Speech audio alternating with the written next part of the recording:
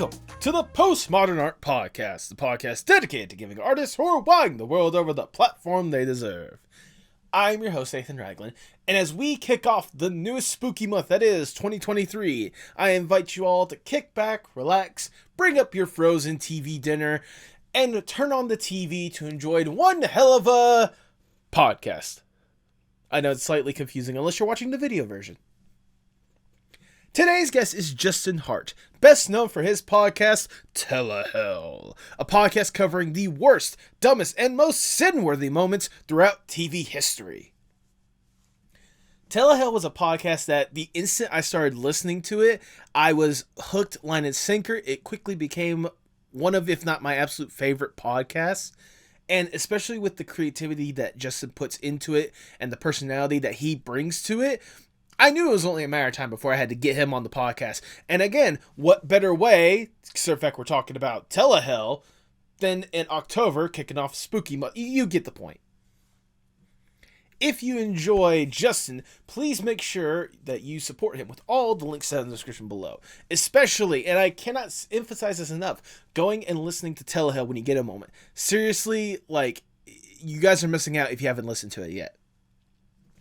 If you enjoy this podcast, make sure you like, share, subscribe, or follow whatever audio streaming platform you prefer. Leave 5 stars wherever you can. You know I see that stuff, and you know how much it means to me.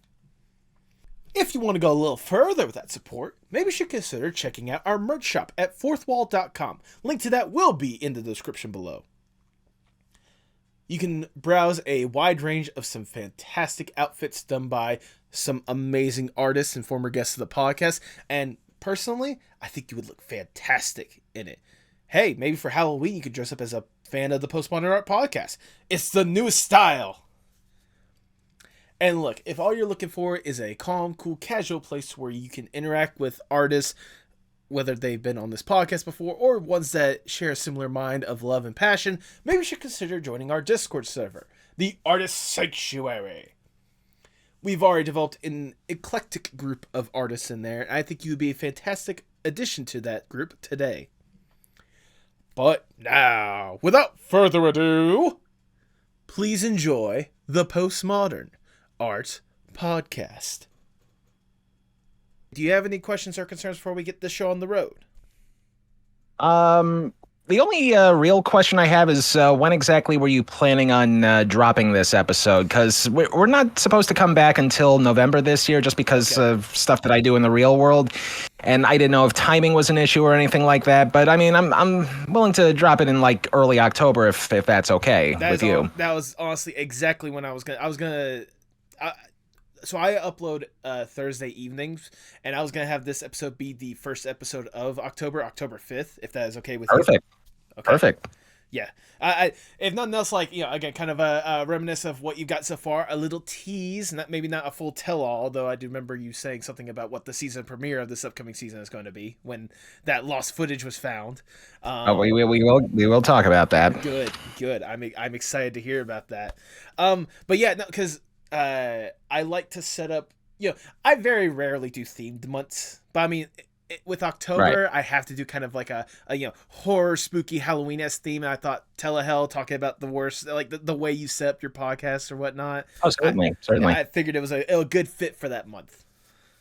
So. Yeah, and like I often screw up the phrase. Normally people say it fits like a glove. For some reason, I say it fits like a book. And it's more like a Yogi Berra kind of thing because I am a Yankee fan. Fair Damn enough. Yankees. I was like, really made that connection until now. I was gonna say, look, I'm all the way in Georgia, so I'm a brave. I got you. Yeah. I got you. Hey, listen. The one thing I've learned about baseball over the years is that you can hate your foes, but you still have to respect your foes. Now, I lived for 3 years in Plymouth, Massachusetts. Huge Red Sox nation, obviously. Yep. Try to hide being a Yankee fan in Red Sox nation, but there are some people out there who will sympathize with you. And I think this was like at the point when I think the 04 series already happened, and they wound up clocking us, so we were properly humbled. But anyway, this is all off topic to what you were going to ask me, and I do have a habit of rambling quite a bit. Well, luckily this is a podcast, and at least a conversation podcast, so rambling is encouraged. So don't feel like you're going too far off the path, because I'm on that path with you. So you just drag me along. As long as the tangents don't tune people out, that's the important thing. Exactly. All right, Justin. Before we really get going, I must ask the icebreaker question of the podcast, if I may. Let's say you get to go to a desert island on your own accord. It's just you, alone with your thoughts. You get to kick back, relax, breathe, get to truly enjoy yourself for a little bit. With accommodations, you're not stranded on an island. It's accommodations and all, stuff like that. So a sandals resort, basically. Essentially, yeah, just without all the other people that realize, oh yeah, this is a sandals resort.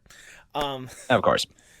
But not the White Lotus. I hear people don't really survive there that long. Not too long, no. I mean, I figured with the reviews, people would be more wary of that. Anyways, to help make sure you don't go completely insane on this island, you can bring one piece of media or one piece of art with you to help with whatever kind of headspace you want on this island. If given this opportunity, what would that one piece be? Well, before I answer, you may need to loosely define what you mean by piece, because is it like one individual thing, or is it like something in a collection of things, or something like that? Because there is really only one thing that I would want to bring with me if it were physically possible, or I'd have to somehow lug a Wi-Fi connection there with me. But every episode of SNL. I grew up on SNL. Yeah, listen, I've been a fan of Saturday Night Live since I was 9 years old, which would probably explain a lot about me if you hear the show as often as you do. But I've been sticking with the show from good times and bad times, and even when more media became available and started catching up on the older shows, it's just one of those shows that is, and corny as it may sound, it is America. It is the pulse of society. It is practically a mirror into ourselves, no matter how cracked it is. And also, I really enjoy the works of Bill Hader and Dana Carvey. Yes. I was gonna say, look, there was a period in my life where I was also a devoted SNL fan. It was around, I want to say, like the late 2000s, getting into like to the 2010s, to where obviously like I went back and I admired some of the old stuff as well. And obviously like you can't deny just how much of a powerhouse that show is, especially with, all the people that have come and gone through there, both, not ready for primetime players and the guests themselves. So. Oh, yes. And even like, one of the great things about being a podcaster, especially with a community that wide and that broad, is that, you wind up listening to other people's shows, and you'll actually start to appreciate other people's opinions about shows, and sometimes they may actually change your thought pattern a little bit. And like for years and years, I always thought that the worst years of the show were the ones that were always talked about as the worst years. Season 6 in 1980, season 11 in 1985, season 20, which ironically I started becoming a fan of at that point. So, at 10 years old, who's to say what makes sense at that age? But thanks to other podcasts, and especially, I don't know if I can plug other podcasts here, but I especially love That Week in SNL, and it's a show that not only does like, what happened the week of, but they also have like this sub-series where they fervently defend the 6th season of the show. This was the season after Lorne Michaels left, and there was all sorts of turmoil, and they get someone named Jean Damanian to take over, even though she didn't really have that much comedy producing experience, save for a couple things here and there. But, it had been forever lambasted in the press. Critics hated it. Ratings surprisingly were pretty level, but then again, there were only 3 channels back then, so what else was there to watch? Right. And the quality of the writing was kind of questionable. And at the time, my fandom was really kind of starting to come into bloom and all that stuff.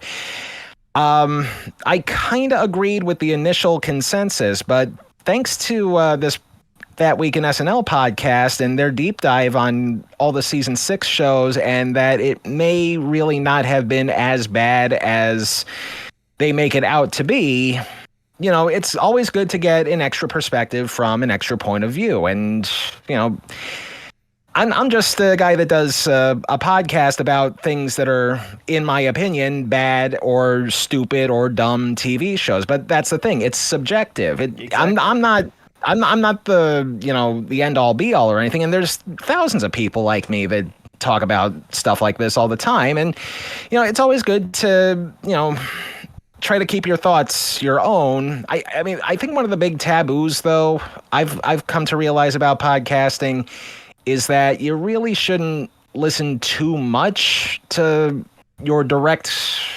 Well, I don't even want to say competition because we're all colleagues in this industry, apparently. But you don't want to have their opinions cloud your own opinions, because then it's going to sound like, oh, he's just copying what they're saying and all that stuff. And there's still a lot about the podcast world that I'm trying to learn. And even though I've known audio editing for a good portion of my life, I mean, that's the one side of it. But then the other side is just doing the research and development and just making sure that you don't talk out of your ass, which I may or may not be doing right now, but that's only because I don't have a glass of water in front of me to shut me up. Here, a second, I can hand you my flavored water that I got for you. Oh, okay. There we go. There you go. That's clear and refreshing. Well, I don't know about clear, but it is refreshing. I'll run it through a Brita filter just in case. There you go. That sounds like a plan.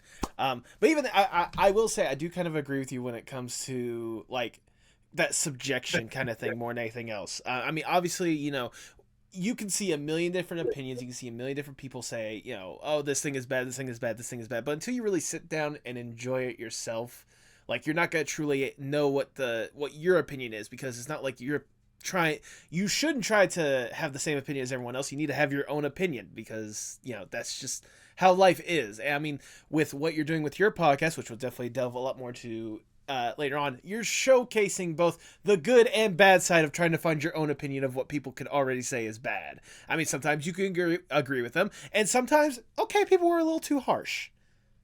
Exactly. I mean, I will actually use what you just said to segue into. I'll try to keep this as short as I possibly can. But this is a story of something that happened when I was in high school. I was a junior in high school when a little movie called Freddy Got Fingered was unleashed onto the masses of the theaters. Now, personally, I really did not care for Tom Green. And with hindsight, I mean, I can kind of see what he was trying to do back then, and I'm sure he's a much different person now. I mean, nobody's really the same person they are 20 years ago, but the advertising for this movie was relentless. It was like on every single channel that you could think of. It just like, see the movie, see the movie, see the movie. And like one day I was walking down the hall and I don't even remember who brought this up, but it was just this conversation about Tom Green. It's just like, I'm not going to see Freddy Got Fingered. Neither am I. And it's like one thing led to another, and all of a sudden I found myself in the middle of it, and it turned out to be an impromptu wager that I found myself in. And basically this one guy that I don't even remember the guy's name, or I may just be suppressing it just for the sake of his anonymity. He dared me to see the movie in a theater and also bring back a ticket stub to prove that I had seen the movie in a theater.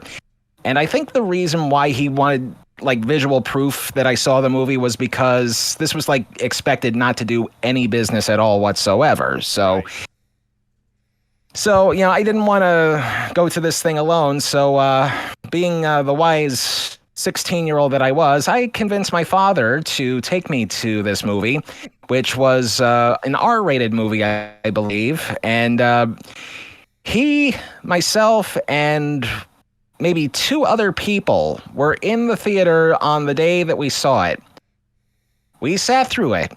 I to this day, I mean, he's never going to listen to this. I never told him that a bet was involved, but I just had to hang on to my ticket stub for dear life because I realized this was going to be the only way I was going to get my money back without actually going to the front counter to get my money back. But my father and I sat through the movie. The movie ended, and he says, kid, don't ever make me do this again. But the next day at school, I showed the kid the ticket stub, and his jaw dropped because he didn't think I could actually do it. And that was the easiest and the hardest $10 I've ever had to make. You know what? You're a man of your word at the end of the day, right? Sometimes to a fault, because I see what goes on in the world, and sometimes I think I'm too nice just to make up for all the crap that happens. Well, I mean, seeing what you're doing in your afterlife, I guess at this point, I can see why you're trying to make up some lost time. But regardless, back to the original question and what led to this incredible tangent regardless, every single episode of Saturday Night Live. That is your answer. You're locking that in. I am locking that in, and that is my final answer. Then with that, you get to win an opportunity to come on the Postmodern Art Podcast. Welcome, everyone. I am your host, Nathan Ragland. Feel free to like, share, subscribe, or follow whatever audio streaming platform you prefer. You can get some of the incredible merch, which I am not wearing right now, but some of the incredible merch at fourthwall.com. Link to that will be in the description below. And follow us on Twitter, Instagram, and Blue Sky at PostmodArtPod for future updates and guest announcements, including today's guest.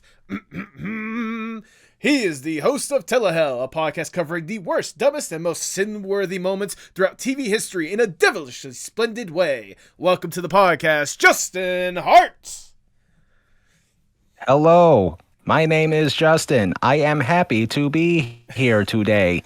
I didn't know how much excitement I had to do, because I think like the first ever interview I did with a podcast, I may have just over-dialed the excitement a little too much. So now I have to kind of measure like my excitement just a little bit, just so I don't overdo it. But in all seriousness, great to be here and great to be breathing fresh air again. I know, right? It must be nice to get out of the brim and brimstone and fires to be able to breathe some healthy air again. Well, unfortunately, the summer home for hell is somewhere in war-torn Fallujah, but you kind of have to do with the budget that you're dealt with at the time. Yeah, valid. But regardless, I'm glad you're able to make your trek out of hell for a little bit so I can tell you just how much I truly do love and appreciate the podcast that you're putting forward. Honestly, it has easily become one of my favorite podcasts that every single time there's a new episode, I have to listen to it. But before we divulge into the stuff you're creating nowadays, I want to go back just a little bit and understand more or less the origin story of Justin, or at least, the art aspect of it. What got you interested in art and television in the first place? I've always been a fan of television. I don't want to say I was a latchkey kid or anything, but, TV, especially as a baby of the 80s and a youth of the 90s, that I felt was like, peak television, even though at the time, I think the most I was ever excited with was the Disney Afternoon or Tiny Toons or Animaniacs or stuff like that. But as you get a little older, you appreciate the things for older people, and, that'd be your Seinfeld, your Friends, your must-see TV lineup, and anything that you might have missed out on airing in syndication. So, of course, the classics, your Lucy, your Andy Griffith, your Dick Van Dyke, et cetera, et cetera, et cetera.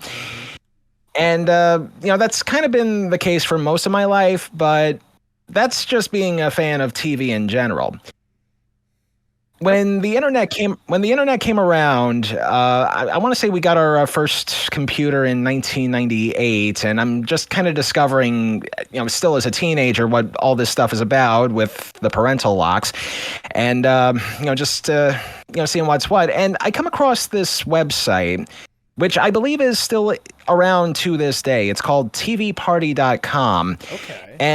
And what this is, nowadays, it's pretty much the equivalent of just a gigantic blogosphere of TV articles. But back in the day, it seemed revolutionary to me because there was like video content. Granted, the pixel size was maybe like 2 or 3 of them, but you're seeing all this stuff about history of television, like finding out how these shows came to be, and you're digesting this kind of stuff. And one of the sections of this website that really got my attention was this section on failures, flops and failures. Okay. And There was one in particular that I actually heard about a few years earlier on an ABC News magazine, which no longer exists. I don't know if you remember a show called Day One, but this was where it came from. And their first ever episode, they were talking about infamous flops. And the reason why I remember all this stuff is because one of the shows that they were talking about, and one of the shows that TV Party was talking about, was the show that turned out to be our first subject for Telehell, the Jackie Gleason game show, You're in the Picture. That's right. I've always loved Jackie Gleason.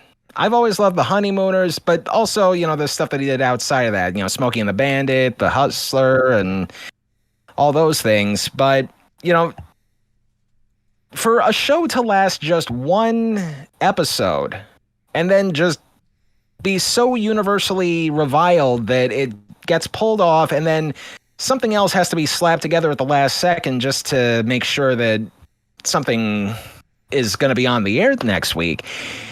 That really fascinated me. And for it to come from a guy like Jackie Gleason, that it was even more even at that age, I thought, how is this possible? How is it possible for people to just okay something, and how bad could it possibly be? Right. So, this was, again, when I was 15. Fast forward to, I want to say about 2016, 2017 or so. And I'm in this, I don't know how deep you get into this kind of stuff, but tape trading. And, back in the day, I think it's still very much a big deal, although it's now more for digital content these days. If you can. I think the Pirate Bay is still a thing, but anyway. Through tape and DVD trading, I got myself connected with a fellow game show fan. And, game shows I probably love almost as much as SNL, but not enough to bring to an island. No, I was going to say that's valid. It's funny you talk about tape trading because, honestly, the other person that I have talked with tape trading about on this podcast is a game show historian. If you know him by chance, Christian Carrion, who runs Buzzer Blog. I know the name. Yeah. I do know the name, and I do know Buzzer Blog. I don't know him personally, but he definitely does know what he's talking about. And, one day I will get on a game show and tell my story on his podcast, yes. But I think the game show people are scared of me. But that's another story. So the person that I met through game show trading circles, a very dear departed person that I actually got to know a little bit. His name was David Downs, and he had the Fun and Games channel on YouTube for many years, but because of inactivity since his passing, that has since gone away, unfortunately. But it was through David that I was actually able to trade whatever scraps that I had for a copy of You're in the Picture, so that I could finally see for myself just what the big deal was about, what all the fuss was about. And not only was it the first show that aired, the actual gameplay, but also the second show that aired, which was Jackie Gleason's 30-minute apology to America for how, I can swear on this show, right? Oh, fucking go for it. How fucking shitty the show was. And it kind of sparked a little something in me that things like this need a deep dive. Historically bad things, and also subjectively bad things, needed a deep dive. And so I was working at my current place of business, and I'm actually going to restrain myself from saying the name of the place that I work for right now, because they could be listening. But my boss's boss at the time was looking for ideas to just improve things in general in the company and so forth. And this company, which involves audio production, I start putting together an initiative podcasts are starting to become a big deal now. Maybe we should try to convince people to bring podcasts over to our service.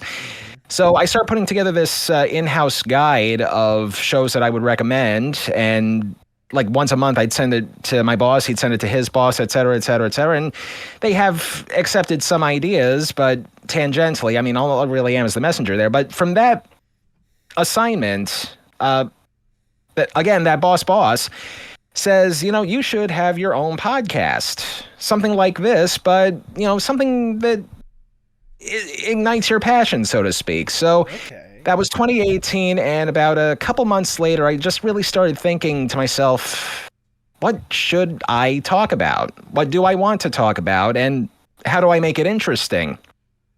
Well, the thing that I wanted to talk about, of course, was television. And I definitely wanted to talk about flops and failures, but there were a number of shows out there that were already doing this. And all credit to them, because, they came long before I did. But that was when I realized I needed to have an extra gimmick to try to set myself apart from all the other shows. Absolutely. So I just started thinking, what would be something that would stand out? What would be the sticking point? And as luck would have it, another favorite show, which I think may be third place on the Desert Island list, is Futurama. Yes. And I, not just because I'm a redhead and sometimes I think of myself as the real life Philip J. Fry, although I am looking for a Leela in my life. The episode that happened to be on as I was just flipping through the channels one night was the one where they go to Robot Hell. Right. With the robot devil, and Bender sinned, and now he's stuck in Robot Hell. And then that damn Robot Hell song started. And I just remembered how catchy it was because I hadn't seen it in a long time. And then I started just thinking to myself, wait a minute. That's the gimmick. Yep. I'm stuck in hell reviewing the worst TV shows of all time. And it just, it wasn't like an instant light bulb moment, but I kind of had to rattle it around in my head. It probably wasn't until I started coming up with titles for the show that I just realized that I may have something here. So I just, what could I do that involves television and hell and all the other elements that go with it and all that stuff? And I don't know if it was just too simple or too cheesy or just, running out of time and all that stuff. I didn't have a deadline or anything, but I just had to come up with something before the idea faded away, I guess. Right. And all of a sudden, television in hell, and boom, Telehell. That's the long and the short of it. Now all I had to do was just come up with ways to formulate the show, and that I'm sure is another part of the story altogether, but I gotta breathe because my God, this is the most talking I've done in a while. To be fair, again, I was just along for the ride because it's incredible not only just getting kind of the origin story of you, but the origin of how, Telehell came to be, just in the first place, because that was definitely a question I was going to ask later. But, it's cool that it was just kind of an amalgamation of different, concepts and different ideas just kind of meshing at, the right moment at the right time. But I want to ask real quickly, just more or less the root of it, the base of it, television, at least for you. What is it about television that just captivates you, that just almost inspires you to really let your creativity flow? Well, you pretty much just said it right there in the question. It's about escapism, really, because, it's, I don't want to talk too much about my personal self, but let's just say I was a quiet kid growing up. I was a shy kid growing up. I had a fair share of friends, but I never really brought anybody over to my house for a number of different reasons. And, television, as corny as it may sound, was always a comforting factor, no matter if the show made sense or not. Game shows were kind of my first adult thing after cartoons. Who doesn't love The Price is Right? Who doesn't love Family Feud? Who doesn't love Wheel of Fortune, even though it's become formulaic as hell by this point, even if Ryan Seacrest may come in to breathe new blood into it next year. Yeah. Wink, wink, nudge, nudge. But, from there, it just, I'm sorry, this is just a little awkward to talk about. Just when I was growing up, I had my parents and all that stuff, and they took care of me as best as they could. But sometimes there were occasions where it felt like they were kind of focusing on their own things. So I kind of needed a way to buffer all that, and TV was there. Suffice to say, television's pretty much become like a relative on itself for me, because no matter how bad the world gets, even when you're seeing images of the world coming apart, I mean, I was a high school senior when 9/11 happened. That was on TV endlessly. Yeah, I can imagine. But the rest of the time, especially thanks to increases in technology and all that stuff, there's just something very comforting about television. I've just really, I don't want to say I'm like a Kenneth the Page from 30 Rock levels of obsessed with television, but I just find it comforting. Just like, no matter how bad things are, TV is there. No matter how much people disagree with you, TV is there. No matter how much student loan debt you have to pay off, TV is still there. It won't help you pay any of it off, unless, of course, you wind up on a game show, but that's another story. But I don't know, just TV always just felt like this. It's even going to sound even cornier, because sometimes TV advertising is marketed in such a way to make it seem as though TV is the one thing that you can always count on. Like, literally, actually, one of the big reasons why I enjoy TV is jingles. I used to love TV jingles. I collect a bunch of radio jingles and all that stuff. But like back in the day, back when people's attention spans could actually be measured with a yardstick, they used to have promotional campaigns for the fall seasons for all the TV networks. And, these were like 2-3 minute long songs saying, watch us, here's why. And just like, it's like hooks for days with these songs. And like, the one thing that I've noticed, especially with those TV promo campaigns, is that you have these announcers saying, we're the people that will not let you down. We'll always be around. Like, I wish I smoked enough cigarettes and drank enough whiskey to pull off an Ernie Anderson voice, but, just like, it was that kind of comfort, because, again, the world may suck more times than many, but as long as there's TV there, you can forget your troubles for a little while. And if the show is not worth watching, change the channel, look for something else that'll comfort you. But yep. I don't know, just do I make the psychiatry check out to you or to Blue Cross? Well, I say personally to me, because I'll be sure to give you a good discount. Don't worry about that. I think, I based on the student loans alone, I think you could use quite a bit of a discount. But your move, government. Your move, government. But oddly enough, speaking of the student loans, or at the very least speaking about like television, I can imagine, like, especially with how much of an escapism and how much of a comfort was for you, like, I imagine you probably wanted to immerse yourself in that world as much as you can. I mean, you've kind of hinted at it, but you've also tried to be on game shows and such, and I imagine your career probably led to that path. Like, how much of a force was TV on your life, not just with, comfort and such, but also like your career? Well, it definitely helped shape my sense of humor, which I felt was kind of an important thing to have when embarking on a career in radio. Now I started having a career or at least thinking of a career in radio, the same reason why television gravitated towards me. It was the jingles. I was listening. For the record, I live in the New York area, and back in the day when they had a stronger signal, one of the stations that I actually used to listen to as a teenager, believe it or not, was the oldies station. It was WCBS FM, which still exists, thankfully. And they had I didn't really care so much for the DJ part yet, but it was the music that I liked. And then all of a sudden I started hearing these little bits in between the songs, and these were jingles, and these were some of the most melodically perfect bite sizes that you can possibly hear. And, I guess I just started listening to it more and more and more. And all of a sudden I hear a jingle for one of the DJs on there was just, Dan Ingram plays your favorite oldies. And that was when I thought to myself, wait, people actually say your name? Yep. In song form? and you get paid to play music?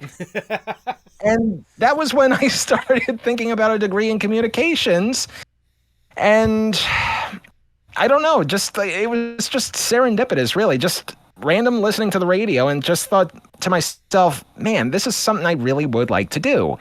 So I go to college. I go to junior college first for an associate's degree, and I do get my degree in communications. But while I'm getting my degree, I still have to get some radio experience. So the first radio station that I set foot in was a place that still exists. It's WTBQ Radio in Warwick, New York. It's a little AM daytimer station, so like 500 watts, but it's a community station, and it's a lot of broker time stuff. But I got to learn how to, just essentially how a radio station works in general. Really messy place, but again, this was just like somebody, bought the station a few years ago, or not a few years, like this was 2004. And, it was just very much a fly-by-night outfit, but a very dedicated community of fly-by-nighters. And they all showed me how things worked, how Adobe Audition worked back when it was called Cool Edit Pro, how to put things on a cart, how to take music from vinyl, put that onto a cart. And again, this was like back in the day when you still had cartridges to do radio. But I really wanted to be an on-air person, and I kept on seeing all these different people, in the booths, doing all that stuff, and just like, how do you get to this point? And it was at that point that the owner of the station says, sometimes the easiest thing to do is to just start recording commercials. You sound like you have a pretty good voice, so here's a commercial. And just like that, they take a chance on a 18-year-old kid doing a commercial for a place that hitches trailers to your trucks. No music. You had to edit out your breaths, and it was 60 seconds that I could not believe sounded like me, because, I always kind of pictured radio people as like, Gary Owens on Rowan and Martin's Laughing with the hand on one ear and going, this, and you have to like really use their voice. But thankfully it was a rookie mistake, because the next commercial I did, the same guy, the owner of the station, said, just try to sound like yourself. Sound conversational. Sound like you're talking to me right now. Sound like it's just you and one other person. Don't go over the top. So I do the next commercial in my normal voice, which I guess more or less is pretty much this, but a lot more higher pitched. So it's all about practice and all that stuff. And all of a sudden I had a portfolio, but I didn't have experience in playing music. So at least with what I knew in the back of my head, and this was like a year-long volunteer position with no pay, I decided to do what they say, faking it. And I just started putting together, some of my favorite songs. I try to use my best radio voice without, my throat breaking out in hives and, sounding like a deformed jukebox or anything like that. But, I just try to stay as calm as I possibly can and do like basically an unscoped hour. But, I have to like tighten it up and make it like 3 minutes. I think even nowadays you have to have like a 1 minute thing just to prove to everybody. So this was back in the day when CDs were still good. Mm-hmm. And I just started mailing my demo to every radio station I could possibly think of, and no hits, no nothing. Fast forward now to Thanksgiving of 2005, and an old friend of mine from high school came into town, and back when MySpace was such a prevalent thing, she'd been following me and my career and all that stuff, what little of it there was, and she says, I know somebody who works at the local radio station up in the mountains. Maybe if you gave your check to him, he'd give it to his boss, and we'll take it from there. So that began the most eventful pub crawl of my life, and I don't drink, so you can imagine how keyed up I was. Well, anyway, I meet this guy. I happen to have the CD in hand. This was before flash drive, so discretion was really not a thing back then. So I'm just saying to this guy in a loud bar, "This is my air check. Listen to it. I think you'll like it." And I didn't have a resume either. So anyway, one thing led to another, and then about 2 weeks later, I hear from the program director of what was then and still is WSUL. And I would actually like to give her a shout out because this is the person that actually changed my life forever. Okay. And her name is her radio name is Annika Sonic. To this day, I don't know what her actual name is, but she's the one that really taught me what it's like to be in radio, not just to be on the air, but to do production, to keep it from eking out into the red, as they say, to just pretty much be in control of everything, which you kind of had to do because at this station and another station that was just acquired by them, many people wore many hats. And here I was now 20 years old, not knowing what the fuck to do. And I'm expected to do radio stuff, or I was expected to do a 5-hour show and do stuff in between commercial breaks. And it just, like, at 20 years old, I know it makes a lot more sense, back then, because, everybody had to be a jack of all trades. And I think they still do now in terrestrial world anyway. But that was baptism by fire, quite almost. I mean, not literal fire, given what I am doing, ha ha ha. But it was one hell of an experience, and I used that experience to 3 years later go to Boston, do production and weekend work there.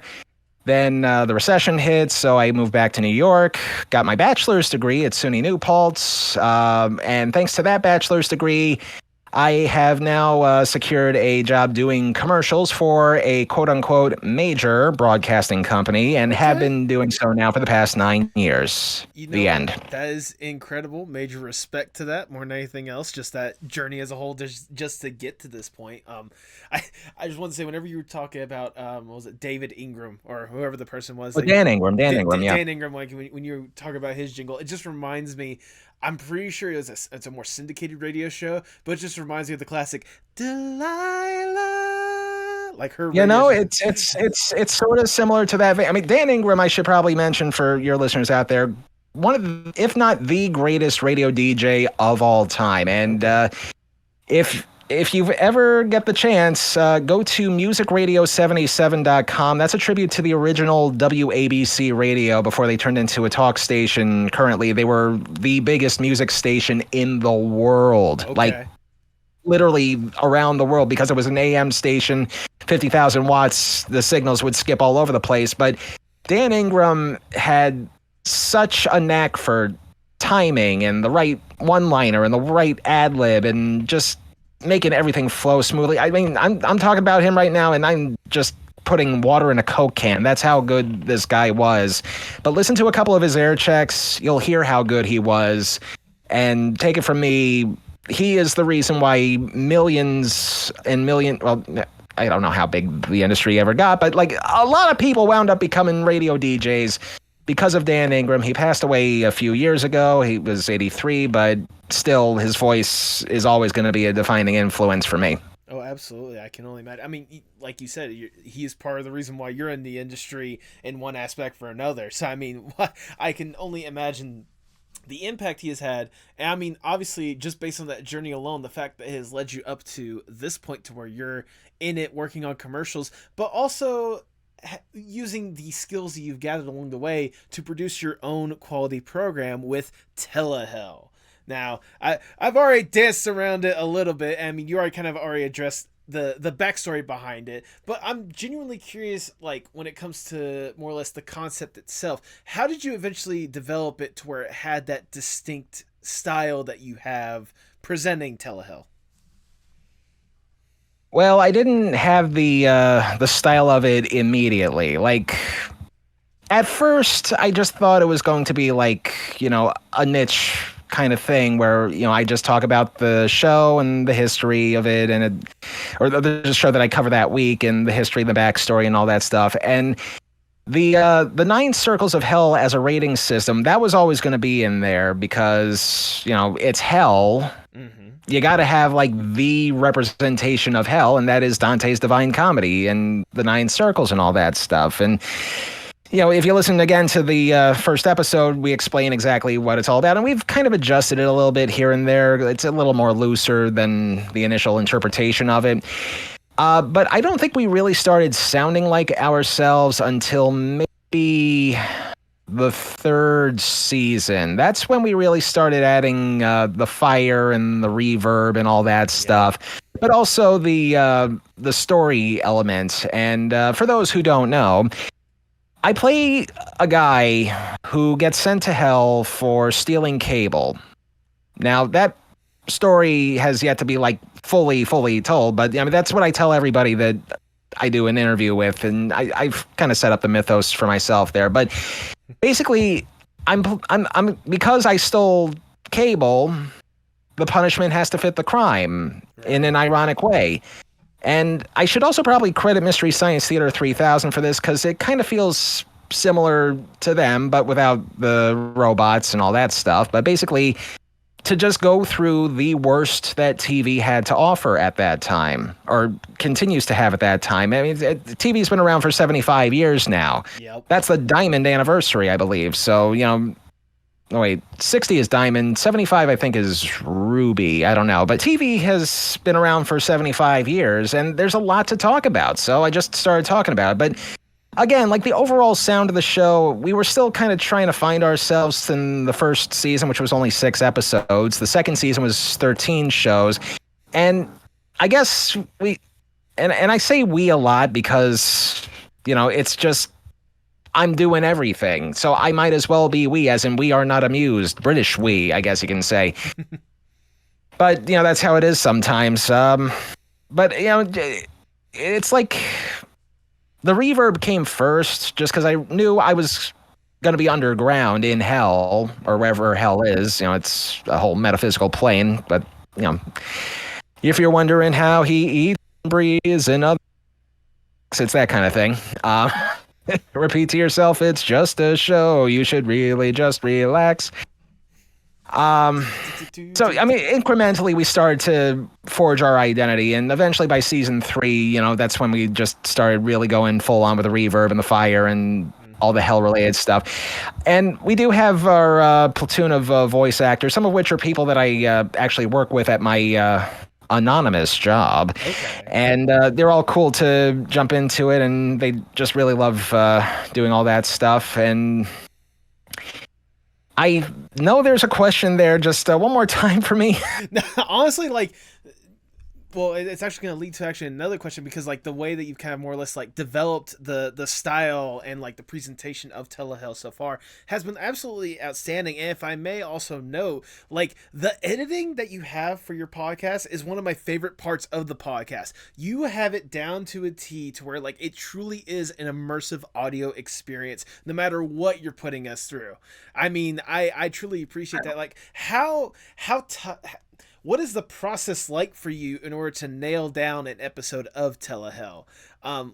From all the way from concept and potential episode idea to finished product that you're pushing out to the masses of the internet. Well, there's never really a shortage of episode ideas because, like I said, TV's been around for 75 years. There's a lot of flops to choose from, and coming up with a schedule for each season is kind of a puzzle piece. But once you get into the groove of it all, it just becomes just a list of things I want to talk about next and next and next and next. And the themes stuff that we did last season was just kind of thing that I wanted to try just to get out of the way, because I know there's certain things in certain categories, yada, yada, yada. As far as going from script to screen, as they say, even though it's an audio show, I try to keep the scripts as short as I possibly can, and given the evolution of things so far, it would not surprise me if I wound up writing an entire book and turned that into an episode someday. That's how out of control it's starting to become. But I try to keep it 10 pages or so, and I include, and again, it being an audio show, I kind of feel silly saying this, but stage direction. because I have to know like where I'm putting certain clips in, and whenever I'm writing something out, I'm writing my thoughts as if it was a regular normal blog. Mm-hmm. And as I'm doing this, I'm writing my thoughts as I'm watching a show, and it's usually off of YouTube or something from my personal collection or something else. And one of the things that you gotta keep an eye out on is the time codes as you're watching the video. So, I'm putting in the comments here, and I'm watching clip by clip by clip, and I'm entering however long that scene was. I don't use the entire scene, though, because I know that a person's listening to it, their time is valuable, too. So I try to keep it within, like, maybe 10, 15 seconds or so, maybe a little longer if certain things need explanation. So it's essentially just, again, a piecing of a puzzle that you're putting together yourself. You're writing your thoughts, you're putting in the time codes. Sometimes I have to throw in, like, in non sequitur clip that does have a connection in there somewhere, like, in the Rescue from Gilligan's Island episode, which I believe was episode number 54, there were like a lot of moments that padded out the program, the Gilligan's Island TV movie, and they ultimately did not contribute anything at all to the overall story. So that was when I realized, you know what would fit in as a runner for these things? Slappy Squirrel from Animaniacs saying that was pointless. Yep. And that became a runner thing. And so it's like things like that I also have to look out for. Like if I see something in the show that I'm watching that elicits a certain kind of reaction, that's usually, the wild take, non sequitur, non-reaction that I try to look for, but it's not intentional and it's not 100% mandatory, but it does, help sweeten things up a little bit. And then ultimately when I get to the end with the 9 circles, I have to keep saying what the circles are to myself just to make sure that one of them will fit somewhere. And I kind of have to have at least one fitting, because if I don't, then there's no point in covering the show. Exactly. And, I just keep saying to myself, limbo, lust, gluttony, greed, wrath, heresy, violence, fraud, treachery. I could say it faster, but we don't have that kind of time. No, I'm kidding. So I just keep saying it to myself and thinking, okay, where does this fit in the grand scheme of things? Where does this go? And all that stuff. And eventually it all adds up, and that's really the hard part of things. And that's also why I need the summer off so that I can start doing things, because the fall is usually my busiest time of the year at my major broadcasting job.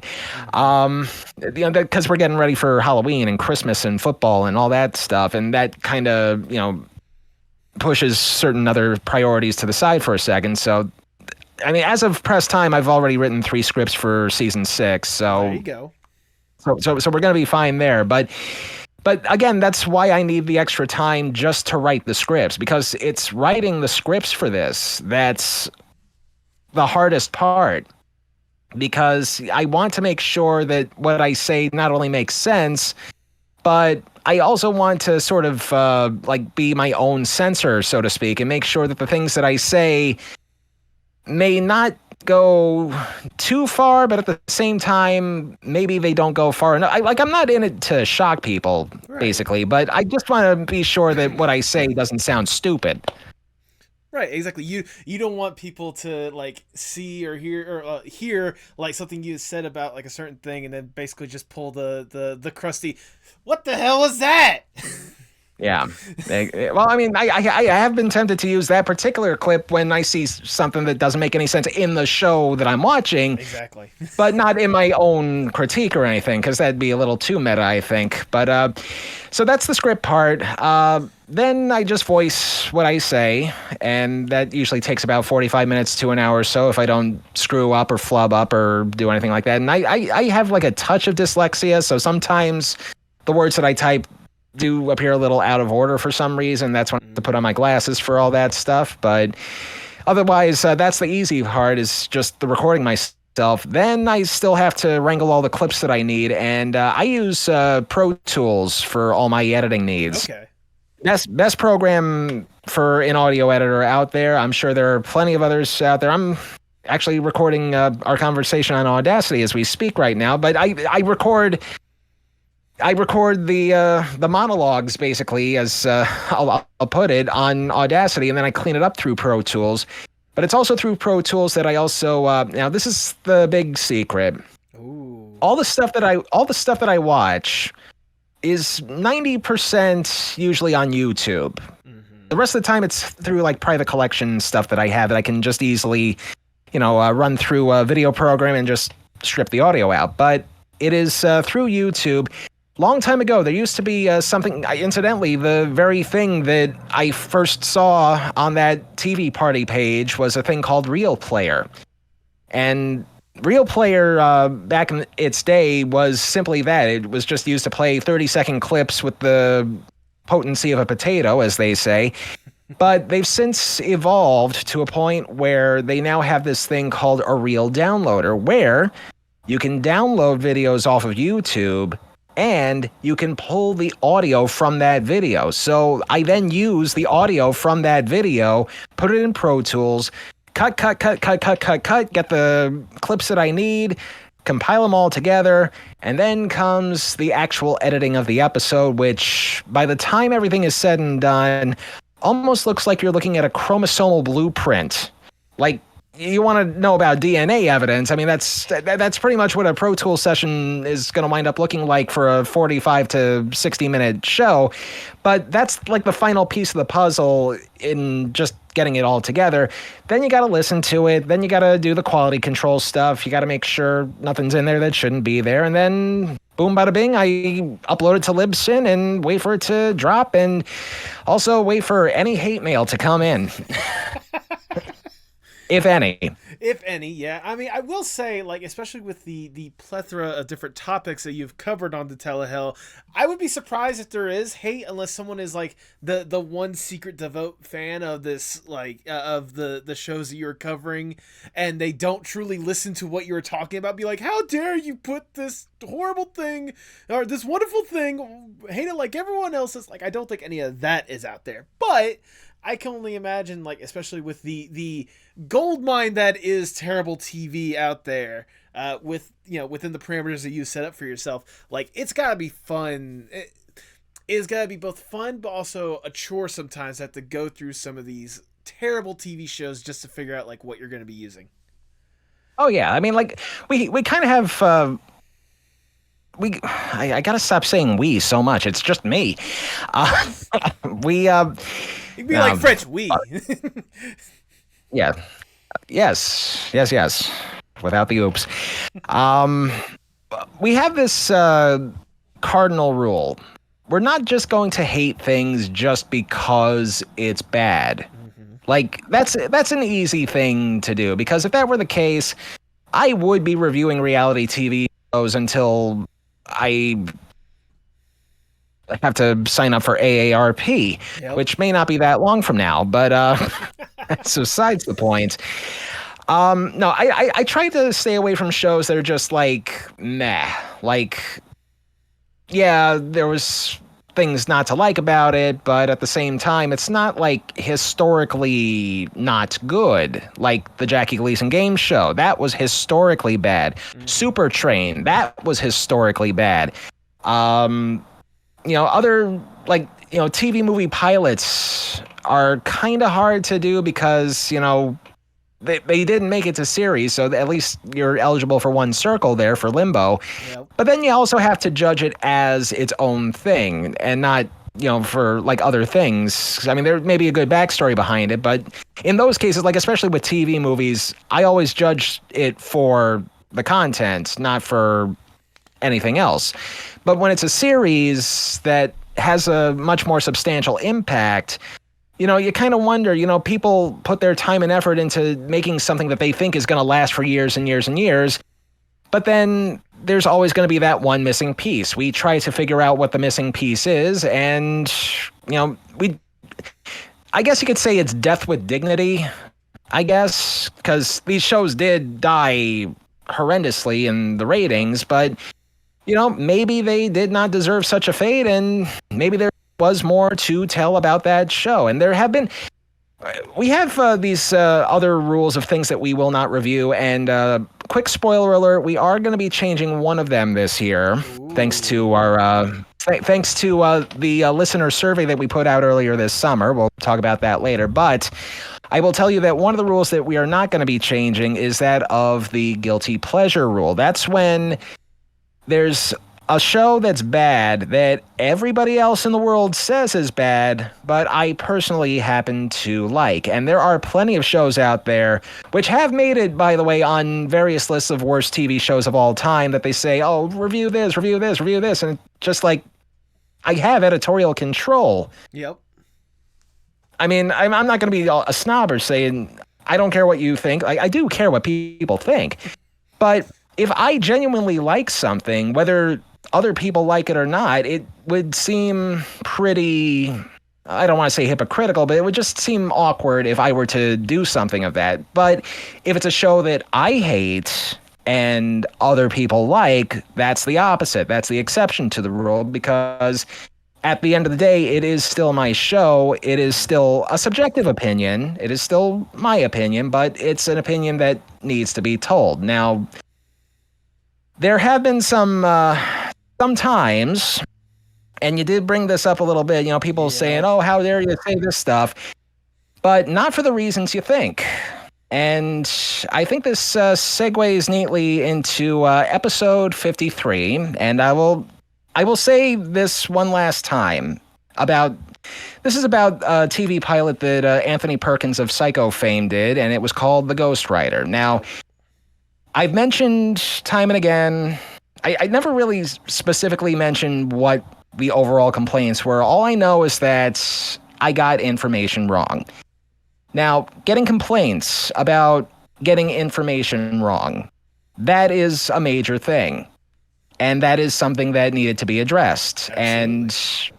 And I felt it was important to address this. And quite honestly, when all that went down and I started hearing complaints from some people who actually, and not even counting Alan Spencer, who, I did have a conversation with about this, but hearing from people who actually worked like behind the scenes as below the line crew people on the show saying, this was a good show. How dare you sully it with your inaccuracies? And yes, when you're inaccurate about something, you got to own up to that mistake. But if you just flat out hate something that other people like, that's a different thing altogether. Yeah.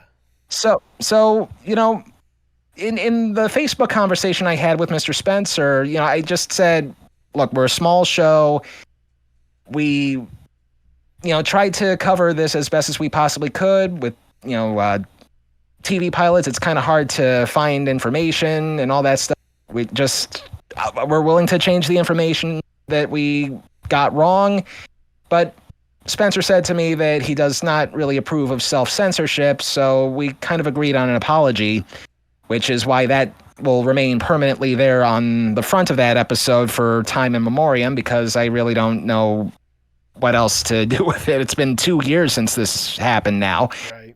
And I'm still haunted by it, even though, and I love the fans that we have, by the way. And, every once in a while, I keep getting notes from some of the fans saying, we love your show, but you're too hard on yourself. And that's just how I am sometimes. I'm from the Conan O'Brien school of self-deprecation. There you go. And not just because I have red hair. And also got some Irish in me. But, it's just, like, I always want to do right by everybody. I always want to do the right thing. And if sometimes that means, just, I guess rushing through things, I guess, is the overall culprit here, and not doing enough time and research and all that stuff. And, you have to own up to that mistake. And I did it again and again and again and again. And it's probably going to wind up being etched on my urn. Here lies Justin Hart. Sorry, Alan Spencer. But as always, I digress. The thing there is, like, we try to be as accurate as we possibly can, right, but there is only so much information that can be found. One of the big things that I realized was that I got part of Mr. Spencer's career incorrect, because I thought his career didn't start until a certain point, but I didn't know that he wrote for Gary Marshall's sitcoms. I didn't know that he did other TV shows, and I didn't know life beyond an IMDb listing. And thankfully, Mr. Spencer linked me to this article from Splitsider that details, and I do mean details, everything that he did in his career. And I have that as a reference just in case I come across one of his projects ever again, and I just need that as a reference guide. And it just, thankfully, nothing bad really ever happened from that, but I've always used that as like a turning point for the show, because from that point forward, everything that I try to do in an episode, I try to make as accurate as I possibly can, and if I'm not sure of the accuracy, I just don't include it. But again, the thing about, I almost feel stupid saying this, but the thing about Wikipedia is that at least they have vetting for all the entries, because there's like a whole thing at the bottom of each entry that lists all the links to all the sources, to all that stuff. So that's how you know they're telling you the truth. Mm-hmm. And which I think can be said for just about any form of media these days. There are sources. You cite them. Period. Absolutely. I mean, and that's why I believe colleges should allow Wikipedia articles, because at least they have the links in there. Just saying, but that's a whole different discussion. Well, don't copy and paste the Wikipedia article. Yeah. Just go down to the links. Exactly. I mean, that's just high school stuff. Exactly. But I mean, regardless, like, especially, considering that as a turning point for the podcast, I mean, that's completely understandable, really being thorough. And that's one of the things I appreciate about the podcast, how thorough you can be with some of this stuff, whether it be just like the information, the background, because I'm an info dump kind of person. I appreciate when I get a lot of information about something I knew nothing about. Most of the shows that I've seen on your podcast, I knew nothing about them, or if I knew about them, I saw like maybe the trailer for them, like the Mockingbird Lane episode. Like I had only seen the trailers for them, but I actually never watched that pilot. And then listening to the episode, I'm like, oh, okay, that makes perfect sense. Okay, yeah. Like, one of the first episodes that I listened of your podcast was the Cavemen episode, when they made the Geico Cavemen a sitcom. I only remember that, like, because I remember watching one of the episodes, not the pilot episode, but I remember watching one of the episodes, and I don't know why that is suppressed in the back of my brain, but it is there. So seeing that, listening to your episode, it kind of gave me kind of reminiscent, and made me realize just how weird of a show it was and how weird of a concept. And I did not realize Nick Kroll was in that show until you told me. So there's that.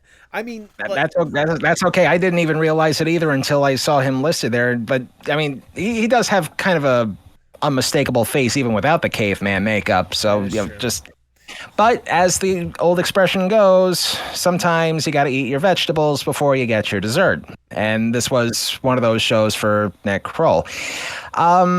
As long as you bring up cavemen, I mean, we try to also cover shows that have seen certain levels of controversy, but we don't want to make it too much of a red flag kind of thing, because, there are going to be some instances where, like, say, there's a performer in the show and he or she wound up getting in trouble for certain reasons, which is also why we've never covered anything related to Bill Cosby, because obvious reasons.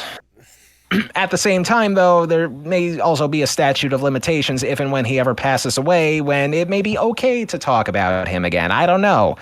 But we'll just leave that as an open door thing for now. But like controversy in general, recently in our previous season, and this was just due to bad timing. Like, we try to write this stuff as far in advance as we possibly can, and as it happens, this was when we did the episode about Hype, the sketch comedy show Hype on the WB. And, again, this is a show that does have its fans. I personally did not like it. However, just by sheer coincidence and sheer happenstance, and also for the fact that this show took place in the year 2000, and 22 years is a lot of marination time. Mm-hmm. One of the people that they were poking fun of was the late actress Anne Heche. And this was before... I was writing the script before her passing happened. And, once it did happen, it kind of reaches that point, like, should we make fun of this person who just recently passed away, even though this was a completely different incident from a lifetime ago? And it's that question of, should we kick a person while they're down? And I mean 6 feet under down. And, that's why we kind of had to rewrite, or I gotta stop saying we. That's why I had to rewrite that sequence so that it looked like I was reviewing the scene that the show Hype was doing and making fun of her. Mm-hmm. And just kind of retching as to, no, not going to do it, skip it.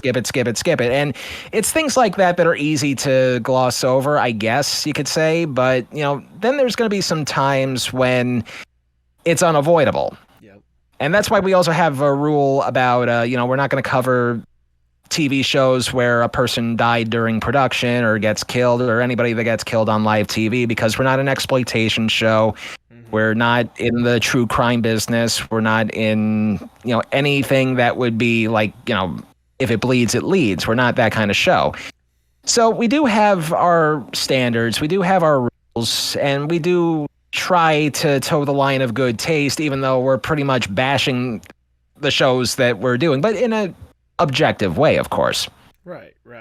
I mean, there are some situations where, like, you handled it well. I mean, and there are some situations when, the Ghost Rider situation where stuff like that happens. But it's a learning experience with, this podcast stuff. I've been at this for 5 years now, and there's still a lot about podcasting I got to know. I've been doing this for 3 years now, and I'm still learning a lot when it comes to this podcast stuff, okay? I didn't even know there were such things as video podcasts. Yeah, I know, right? which reminds me, I should book an appointment with a dermatologist and a plastic surgeon. Yeah, I think the plastic surgeon could probably, double as... But hold on a second. Let me see if I can find that hat somewhere. Especially microdermabrasion. Gesundheit. Yeah. No, but I was gonna say, when you were talking about the situation with Hype, it just kind of reminded me that, like, at least with that one, that the passing happened before the show came out. Meanwhile, you have the inverse situation of covering You Don't Know Jack just a few months before Paul Rubens sadly passed away. But I was at least surprised to see that Jack Box actually acknowledged the existence of the show. So if nothing else, it validates you. Well, with that's kind of like, who knows what tomorrow will bring. Like, I could do a review of a show starring, well, just pick any star. I could just any star at random. I could do a review about a show involving that person, and that person could wind up kicking in about 2-3 months or so, and I don't even know it. And that's just dumb luck. That's just, it's bad luck too, but bad timing and all that, but it's already out in the ether and it's already happened. And just like Mr. Spencer said, try not to censor yourself. And it's just one of those things that can happen sometimes. Now, if it was more like a memorial kind of thing, that'd be a little different, because if it's a performer that I happen to enjoy very much, then okay. I mean, I can think of a number of times when people started reviewing the movie Labyrinth when David Bowie passed away, and it was all done out of respect and all that stuff. They still said what they had to say about the movie in general, but they, it was still out of respect. But we're not going to be like, I like the one trend that I really, really despised back when there was such a thing as record stores, was when certain places would hold unofficially what's known as post-mortem sales, where everybody's album in that person's catalog was suddenly 20% off. Like, I'm not going to be that kind of guy. Ever. You're not going to jump on the pulse immediately if something like that was no. just because that person passed away. Exactly. I mean, It's also funny because earlier this season we did an episode called or not called we did an episode about the show Rachel Gunn RN with Christine Ebersole and Kevin Conroy, Right. aka Batman, the Batman to me anyway. Oh yeah, was to me as well. Was a main character, and because I think he passed away that November, it was already like February, and we had this locked in for a little while, but we haven't written the script at that point. But I felt that a guy like him deserved some kind of dignified mention, even though the show that he was on at that point was a pretty crappy show. And just so many things that are like anti-Batman and yet somehow still fit in at the same time. So things like that's okay to me anyway. But we're not an exploitative show. We just talk about bad TV, and sometimes the world just keeps turning around. So again, who knows what tomorrow will bring. Exactly. No, I'm wondering, like you said, you've been at this for about 5 years at this point, or the podcasting stuff for the 5 years. The podcast itself, correct me if I'm wrong, it's been around since at least 2019, if I did my research correctly. Yes, we started with season 1. That was the micro season in 2019. That was the 6 episodes. And originally, we were also including mini shows intertwined with the regular shows, but we've since moved that on to our Patreon. Right. Season 2 was a 13 episode season, and that was just to get our bearings straight. And our first full season was our third one. So we're now, we've ended 5, we're starting on 6, but by the time we get to the year 2024, it will have officially been 5 years. Well, there you go. So with it being 4, moving on to 5 years at this point, like, you've covered a lot of different shows and you've presented a lot of different episodes based on those shows. What has been your personal favorite episode to do? Whether it be the show itself was actually a lot more entertaining than you anticipated to be, or like the way that it was executed was so much fun, either in the recording process or listening to the final product. Well, I kind of have to categorize that in other words, I have to give you 2 answers. Fair enough. First of all, anytime I have a guest on the show is a good show because, again, I really did not have a budding social life growing up, and just communicating with people is just something that I've been trying to catch up on lost time with. And you should see me whenever I'm looking for VHS tapes at a yard sale. I can talk a blue streak about all that stuff. But like any show that I have a guest on, and I want to say that the 2 of them actually were my favorites. And one was the Wonder Woman 19 TV movie. Yep. Because I actually personally knew the guys that were guesting with me. They do a wonderful show about the world of Marvel called The Marvelists, and that would be Peter Melnick and Eddie Wilson. And, they happen to be local people relative to where I was, and by coincidence enough, they record their podcast at the very same radio station that I got my first paid job at in 2005, and it was just especially to use all their equipment and all that stuff. And this was at the height of the pandemic, so just trying to get anybody to do anything at all, let alone on a local basis, was miraculous. But it just came together really, really well. And it also laid sort of the groundwork for what was to come involving shows with other guests. And that brings me to another show that I really enjoyed doing, which was our season 4 premiere, when I covered Viva Laughlin with Diva from musical Hell, a.k.a. Christy Esterly. Hello. And, just because that was actually a sort of a gray area kind of thing, because I knew of her show, and I knew it'd been around for a lot longer than I had been doing my podcasts, and we live in a pretty litigious world, so I just kind of wanted to be sure that there was no weird stuff about that. So when in Rome, ask somebody who does a show that's already based in hell to do a show with a guy who's currently in hell. So I just felt the synergy was perfect, and my God, she was so much fun, and I really would love to work with her again on a future show. I'm hearing she's signing off in 24, so hopefully I get a second chance with her someday. But those are my favorite shows among people with guests.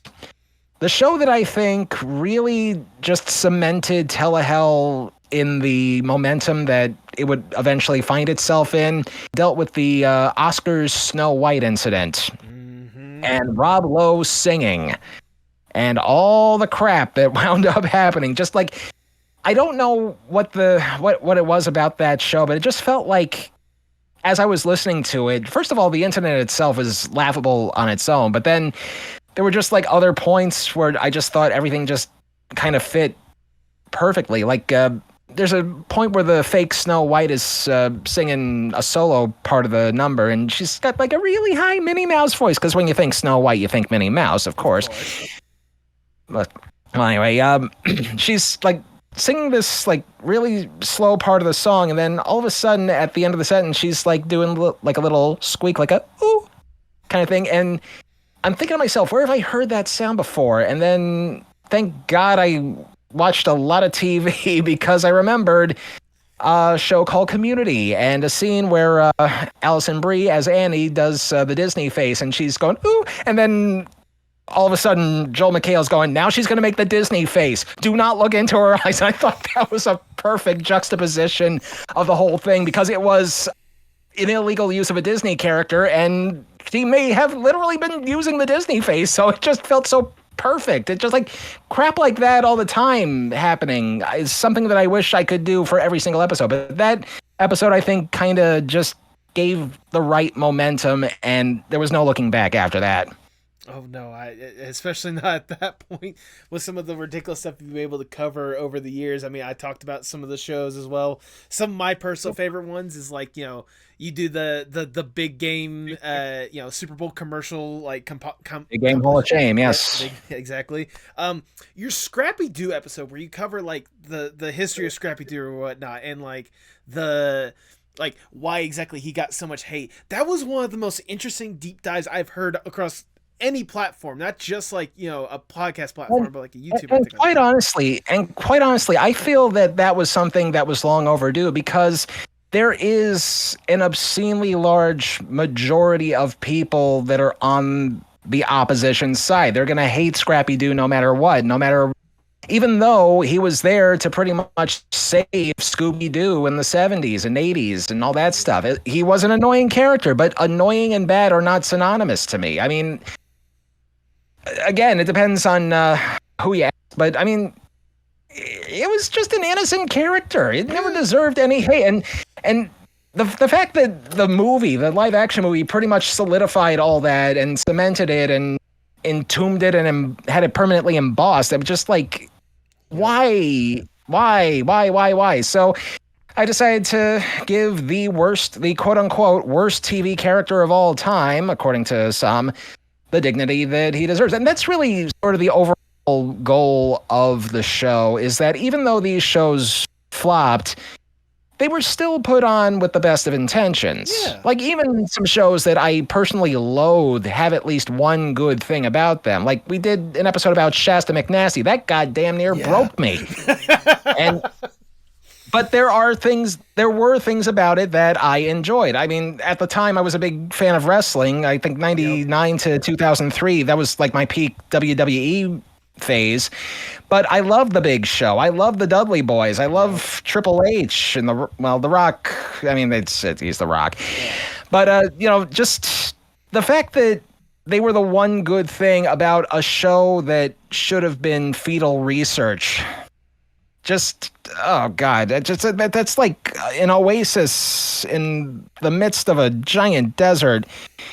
And also, the final show that they did of Shasta McNasty was actually a pretty solid episode of television that they did. And, and I know it kind of feels like a cheat because we only ever really cover the first episodes of a series, but sometimes the first episode is all you need to see how bad things are. But then you look into it a little bit more and you try to find those silver linings and you try to find the things that may have made the show a little bit passable and all that stuff. But we don't want to do that too much because otherwise it'd be Teleheaven instead of Telehell. I want that.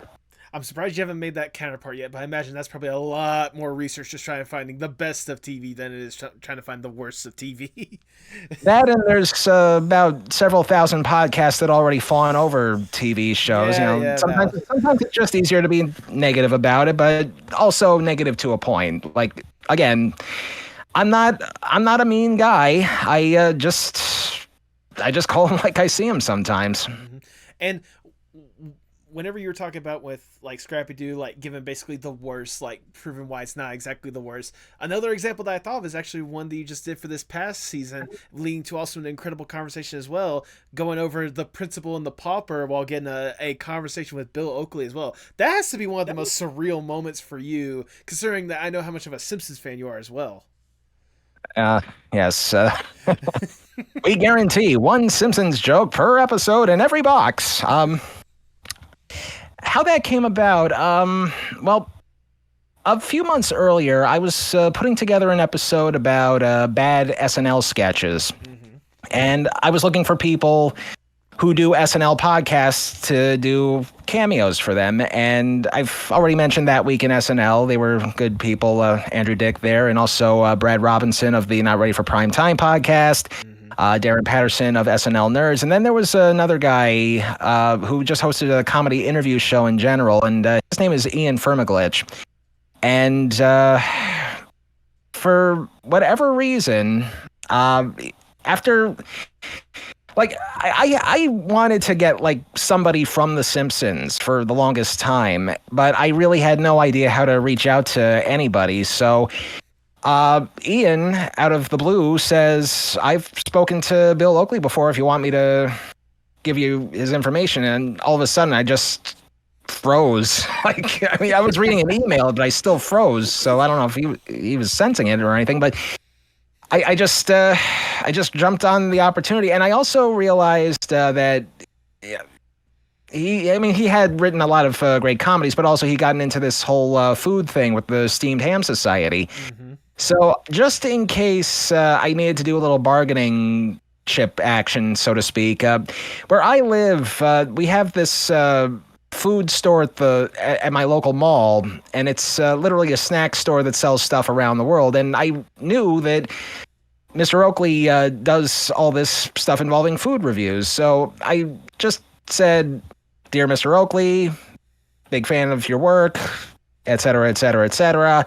I'm doing an episode about the Principal and the Pauper episode of The Simpsons. I would love for you to be on the show and tell me what you know about it. And to seal the deal, I'll give you $100 worth of foreign snacks if you say yes. Now, trying to get to him was not easy because at first I was following him on Twitter, and it's not really easy. I'm sorry, X. Fuck that shit. I still call it Twitter. Okay, so you're in a safe space here.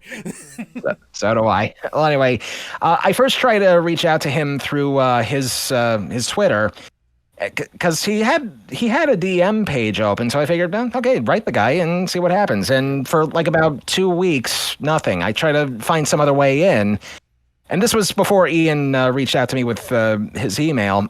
But then I noticed that Bill Oakley's assistant was also on Twitter, so copy and paste the same thing. Would you like Mr. Oakley to be on the podcast? And nothing. But thankfully, after I get the contact information from Ian Firmaglich, the ball started rolling, and I know it seems cliche, but when you talk to a famous person, you're just talking to a person, mm-hmm. No matter how high you put anybody on the pedestal. And Bill Oakley and Josh Weinstein wrote some of my favorite episodes, up to and including the Steamed Hams bit. And just to have anybody involved from The Simpsons is like, I can die now. And, we recorded everything, and it just felt like a very organic conversation. I learned a lot of things that I did not know about him, which have been released in our full form. And, I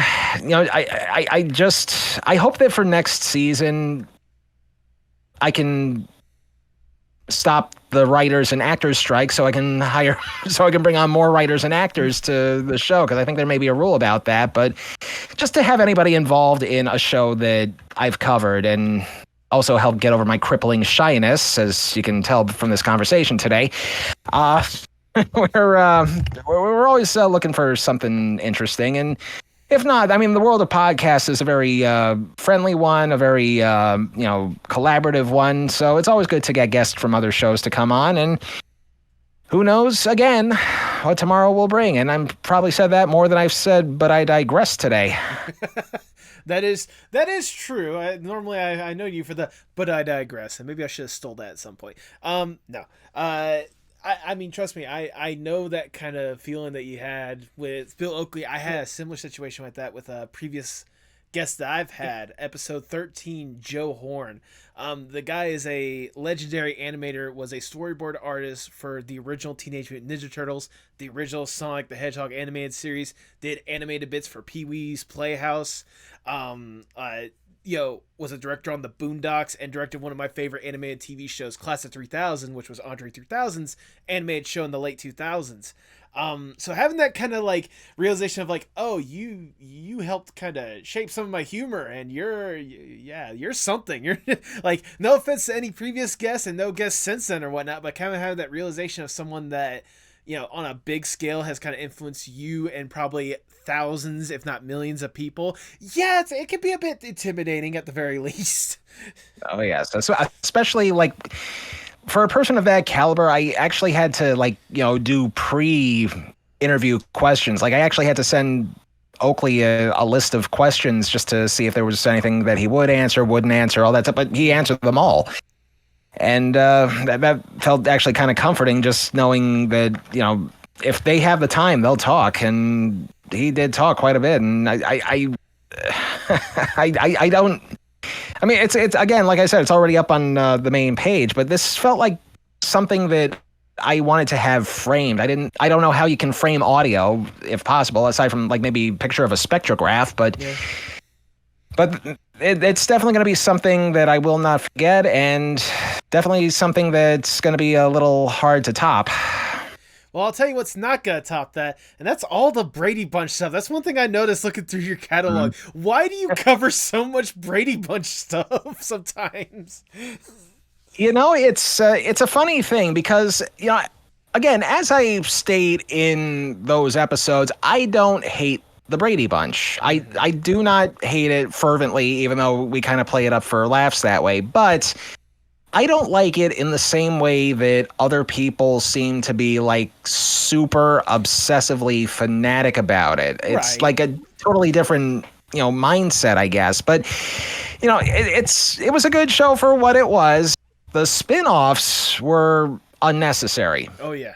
Most of the spin-offs were unnecessary. The variety show, especially. That, I think, might have been like we were talking about turning points earlier, but the Brady Bunch Variety Hour might have been like the point where the show started getting a little more special effects heavy, I guess you could say, just because of just all the torture it put me through and all that stuff. But aside from that, I mean, the shows themselves. I mean, if you like them, and this is my same reasoning for any other show that I review. If you like the shows, I'm not stopping you. More power to you. All that stuff. I just see that there's some things wrong with it. The Brady Bunch Variety Hour, though, I mean, clowns in a swimming pool. I mean, that's like years of therapy. and the Christmas movie, I think, was too saccharine, I guess. I mean, it was probably one of our lowest, not lowest in terms of people listening, but like our lowest 9 circle rating. I think we only gave it 2 circles because it's still a Christmas movie. It's still a family movie. It's still supposed to be all touchy-feely, although the touchy part... Yeah, yep. I know it was supposed to be the 1980s, and I know it was supposed to be the kids all grown up, but you still have some moral boundaries, I hope. And also very briefly, we touched on the Brady Kids cartoon in top 6 dumbest animated shows or animated versions of primetime shows. Because, yeah, sure, when you think of the Brady Bunch, you think of a wizard bird and 2 pandas with possibly international incident-causing speech patterns and all the fucking adventures they get into. My God, it's like, I get it. It's a cartoon. Oh, yeah. It's not supposed to be the same as the show, but LSD was popular in the 70s. That's all I can say. That's probably the best thing you could say about that. And this was a Filmation show, so Oh yeah. maybe some airplane glue too. I But the feel Bradys, they will never not be a worthy adversary.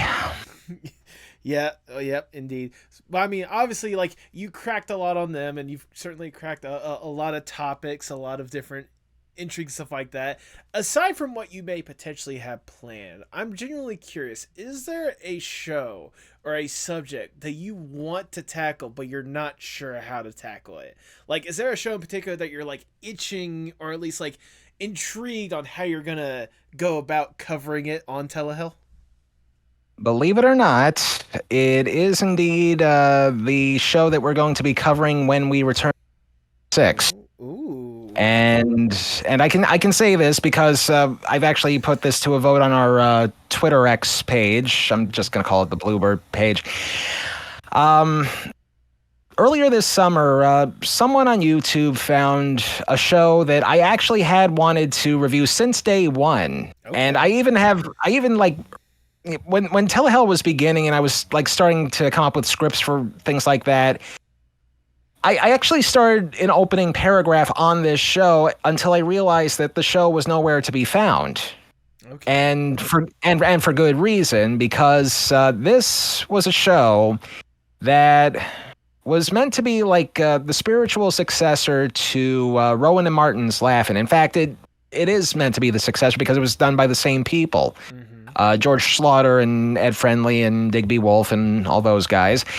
And only the thing was, this was supposed to be a lot faster. It was a half-hour show, so naturally, it had to be faster. But fast in such a way that you needed to take Quaaludes just to keep up with it. That's how fast this show is, and somebody found it during the summer, and it's called Turn On. And it is known, and it is notably known, for it being a TV show that got canceled within 15 minutes of its initial airing. So much canceled that some affiliates actually took it off halfway, like at that 15-minute point, while the rest of the country was still airing it. And word had gotten out that this show was so toxic to the ABC network, which is airing it, that the West Coast didn't even get a chance to see it. Oh wow.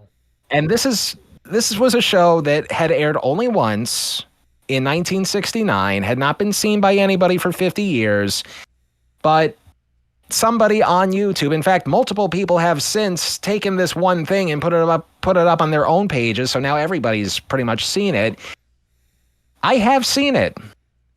And you mentioned, things that are hard to do, and because of just how visual this show is, like there's a lot of things that I do an audio show on purpose because I don't have the wherewithal to do like video editing or throw in video effects without looking cheap, or also showing my face. I kind of want to keep a low profile about myself and all that stuff. So just trying to do a review of that is probably going to be the biggest challenge that I've ever faced. But I love a challenge. I love trying to challenge myself to a point where if there's something that feels impossible, at least try it anyway, see how it turns out. And that's exactly what we're all going to find out on November 12th when we return with our season premiere, Turn On.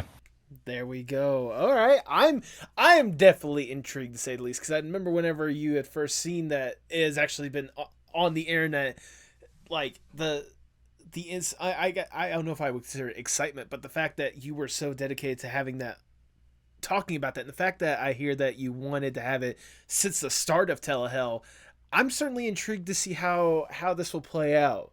So you better believe that. I will say though, this may be one of those times where you may actually have to watch the show first, just okay, so you can prepare yourself for it. Because I've actually now sat through this show, and I'm just kind of finishing the script for it now, but there's still like a bunch of other things that I've missed on multiple viewings. You kind of really have to see this to believe it. Like, okay. I mean, everybody says, oh, this is an acid trip. Oh, this is such a drug fuel thing. trust me when I say that it goes beyond description. Okay. It may go even beyond my own descriptions, but just be prepared for it. I may wind up overselling it. I may wind up underselling it, but damn it, you will be sold. That's for sure. That's all I need to hear. So, especially for those out there listening, November 12th, definitely keep your ears peeled, or Yeah. whatever the phrasing is. Okay, Definitely. Oh, I mean, I've heard the expression, ow, my earballs. So yeah, maybe. That is true. That is valid. I mean, I just got to ask, like, especially with what you're planning in the future, and thinking about your journey as a whole, since you've really devoted yourself to television, whether it be or to this entertainment enterprise in one way or another, and especially since you've started Telehell, and seeing how it's kind of developed and how it's been able to be shaped. Are you impressed more or less with the journey you've been able to come along as an artist? To be completely honest, I'm amazed I even have the time to do it. Just because I'm doing this while I'm working, and some days it feels like I'm stretched a little too thin with a bunch of other things. So I have other. Excuse me. 3, 2, 1.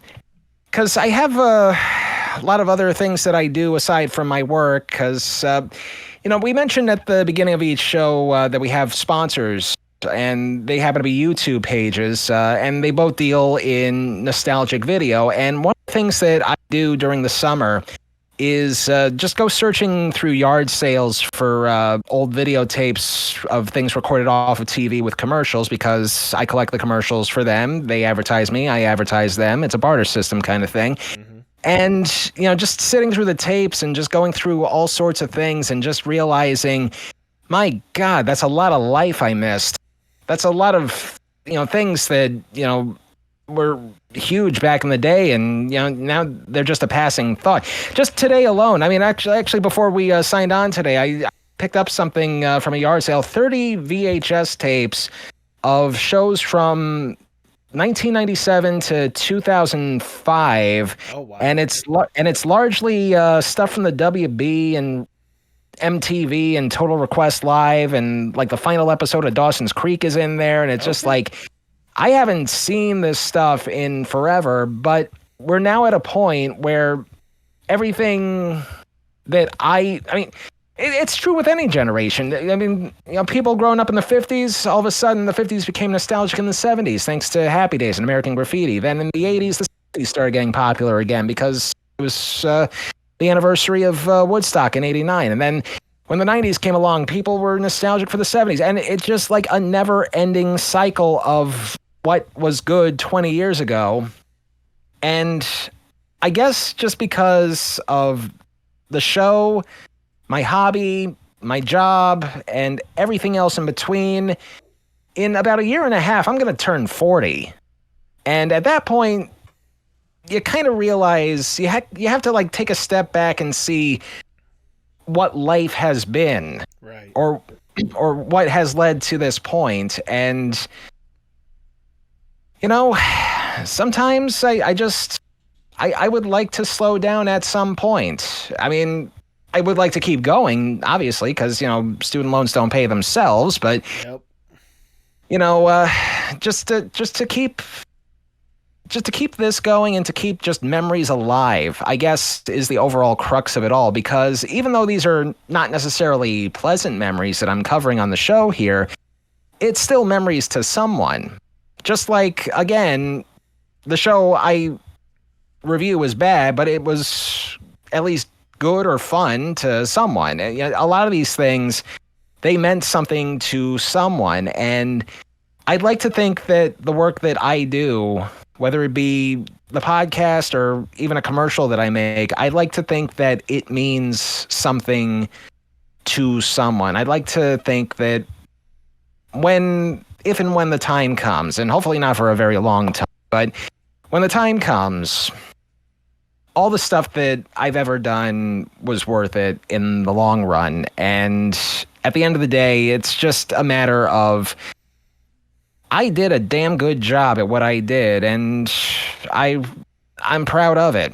I'm proud of everything that I do, and that would include the podcast, that would include the radio stuff.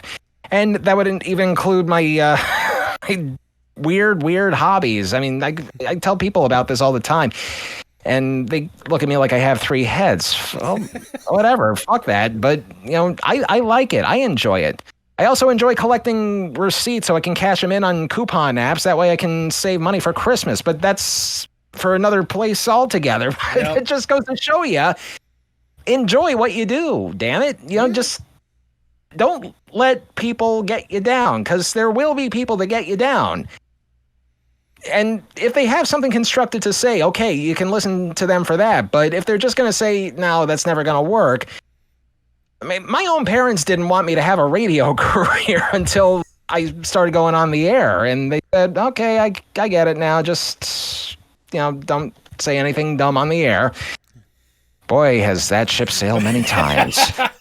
Little late for that advice, huh? I mean, like, the advice you're giving right there, that's the thing that I try to reiterate to my audience as well. Like, obviously, and especially for what you do, like, whether it be Telehell, whether it be your commercial work, or whether it be your hobby, stuff like that, you put a lot of love and passion to it. It's something to where you truly feel like yourself as you're doing this stuff. You're truly enjoying yourself with this stuff. That's the same I try to tell to all these different artists whenever I can, hey, you're putting yourself out there. You're putting a lot of love and passion into this. Don't let anyone tell you, or don't let anyone get to you just because they're trying to get to you, just because they want to bring you down. Like, let that love and passion show, and surely the people will follow. You're certainly an example for that, because obviously I have you on this podcast because I listen to what the love and passion you put out there. I definitely appreciate that. I appreciate feedback from anybody. I know that sounds like a little needy and all that stuff, but one of my current favorite comedians is John Mulaney, and he did this piece on one of his Netflix specials about how I need attention all the time. Like, I empathize with him and sympathize, because I shouldn't. And people say, don't worry about what they say. And it's true. You shouldn't worry what they say. But at the same time, you gotta know just a little bit if what you're doing is the right thing. And if it isn't the right thing, just go with your gut instinct on that. But other than that, you do need a little feedback every once in a while, which by no natural segue, I can say, please like, comment, rate, subscribe to my podcast, and let me know how I'm doing. Exactly. And same to this podcast as well, if you haven't already. I see those 5-star reviews. You guys know I love them. But, we've been talking 5-star reviews. What's that? Oh, don't tease yourself. I'm pretty sure I left a 5-star review at least on Spotify. I better have. If not, I'm going to be kicking myself for that one. But we've been talking a lot about, obviously, the art that you are putting out there, the stuff you have handed. But for this next question, if I may, let's go a little above and beyond, if I may, and give you more or less the dream scenario, Justin. Let's say I am Big Shot Mr. Moneybags. I come to you like, look, Justin, we know you can do some incredible stuff. We've heard what you've been able to do so far, and it's music to our ears, but we think you could do a little bit more. You just need a little extra push, a little extra platform to really get you there. We have access to anyone and everyone in whatever industry possible, and more money than there should be possible. We really, really, really should be paying those writers and actors at this point. We'll get to them eventually. Right now we are focusing on you and you alone. If given this opportunity, what would be the dream Justin Hart project? Oh, boy.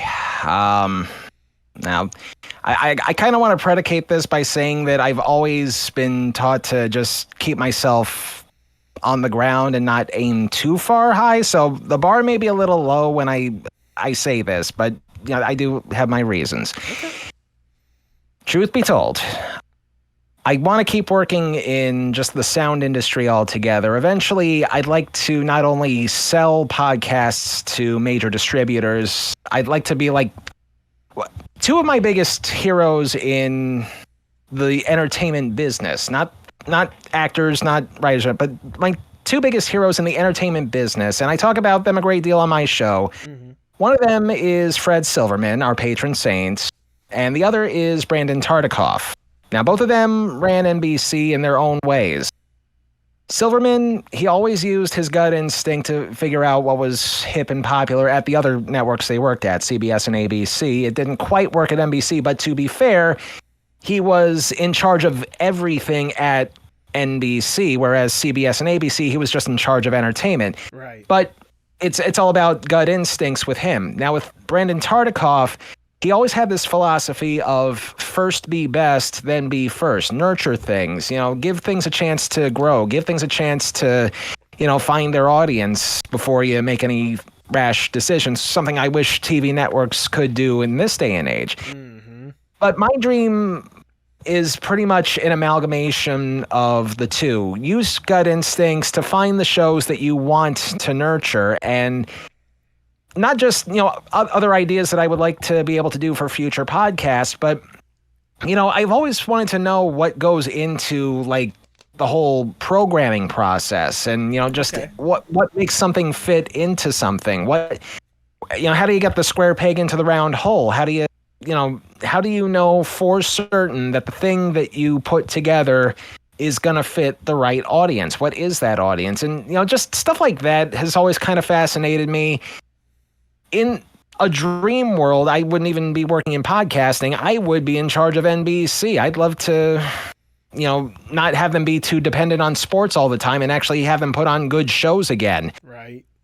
But again, pay the writers, pay the actors. Hashtag WGA strong, hashtag SAG-AFTRA strong. But again, just maybe because I've watched too much TV, maybe because sometimes I think I'm Martin Tapper from Dream On. That's an HBO sitcom from back in the day. Tupper, not Tapper. Tapper's the CNN guy.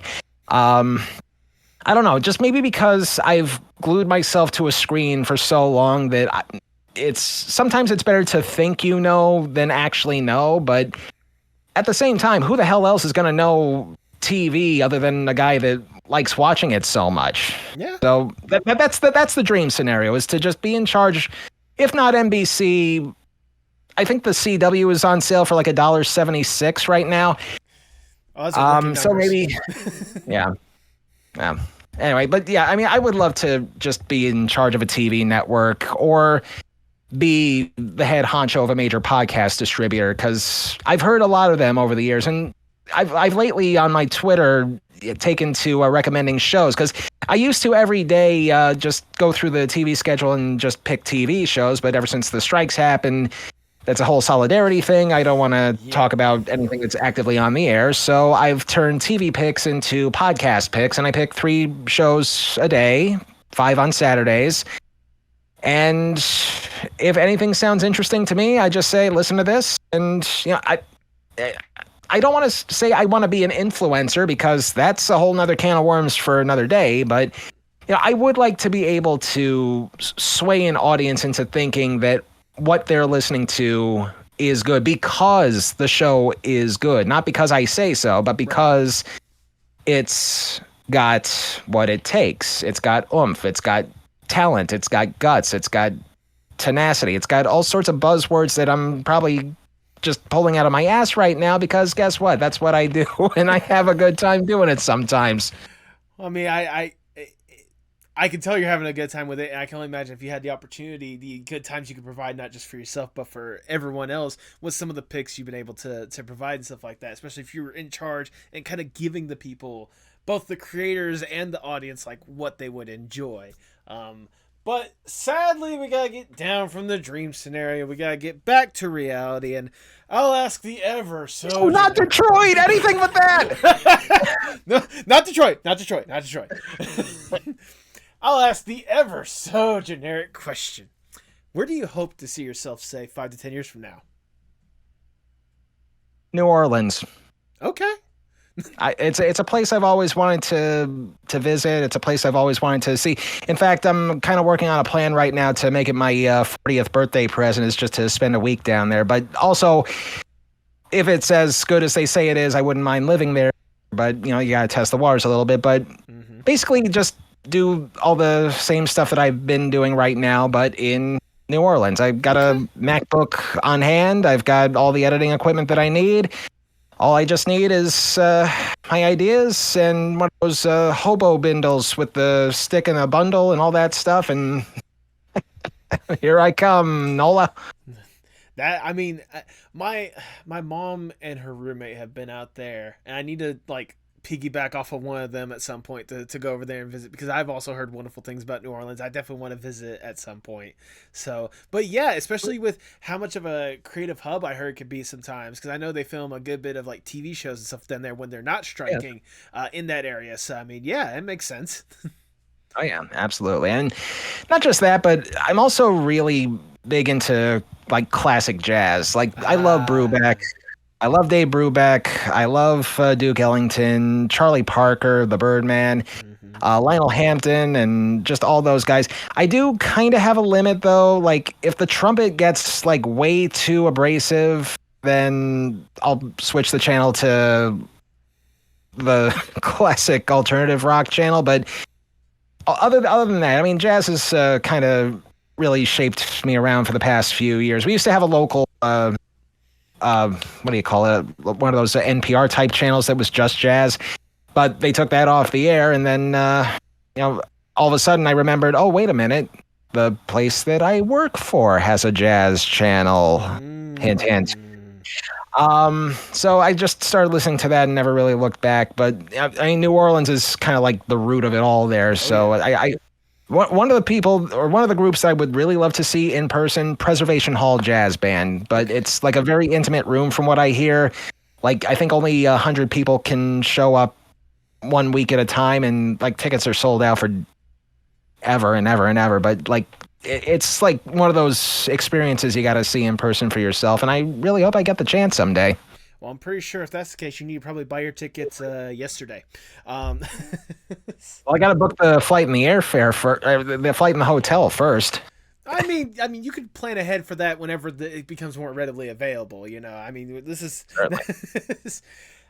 as we start to wind down the interview. I just have one last question I want to ask you, Justin. Obviously, you've been entrenched in art and entertainment for years, for ages at this point.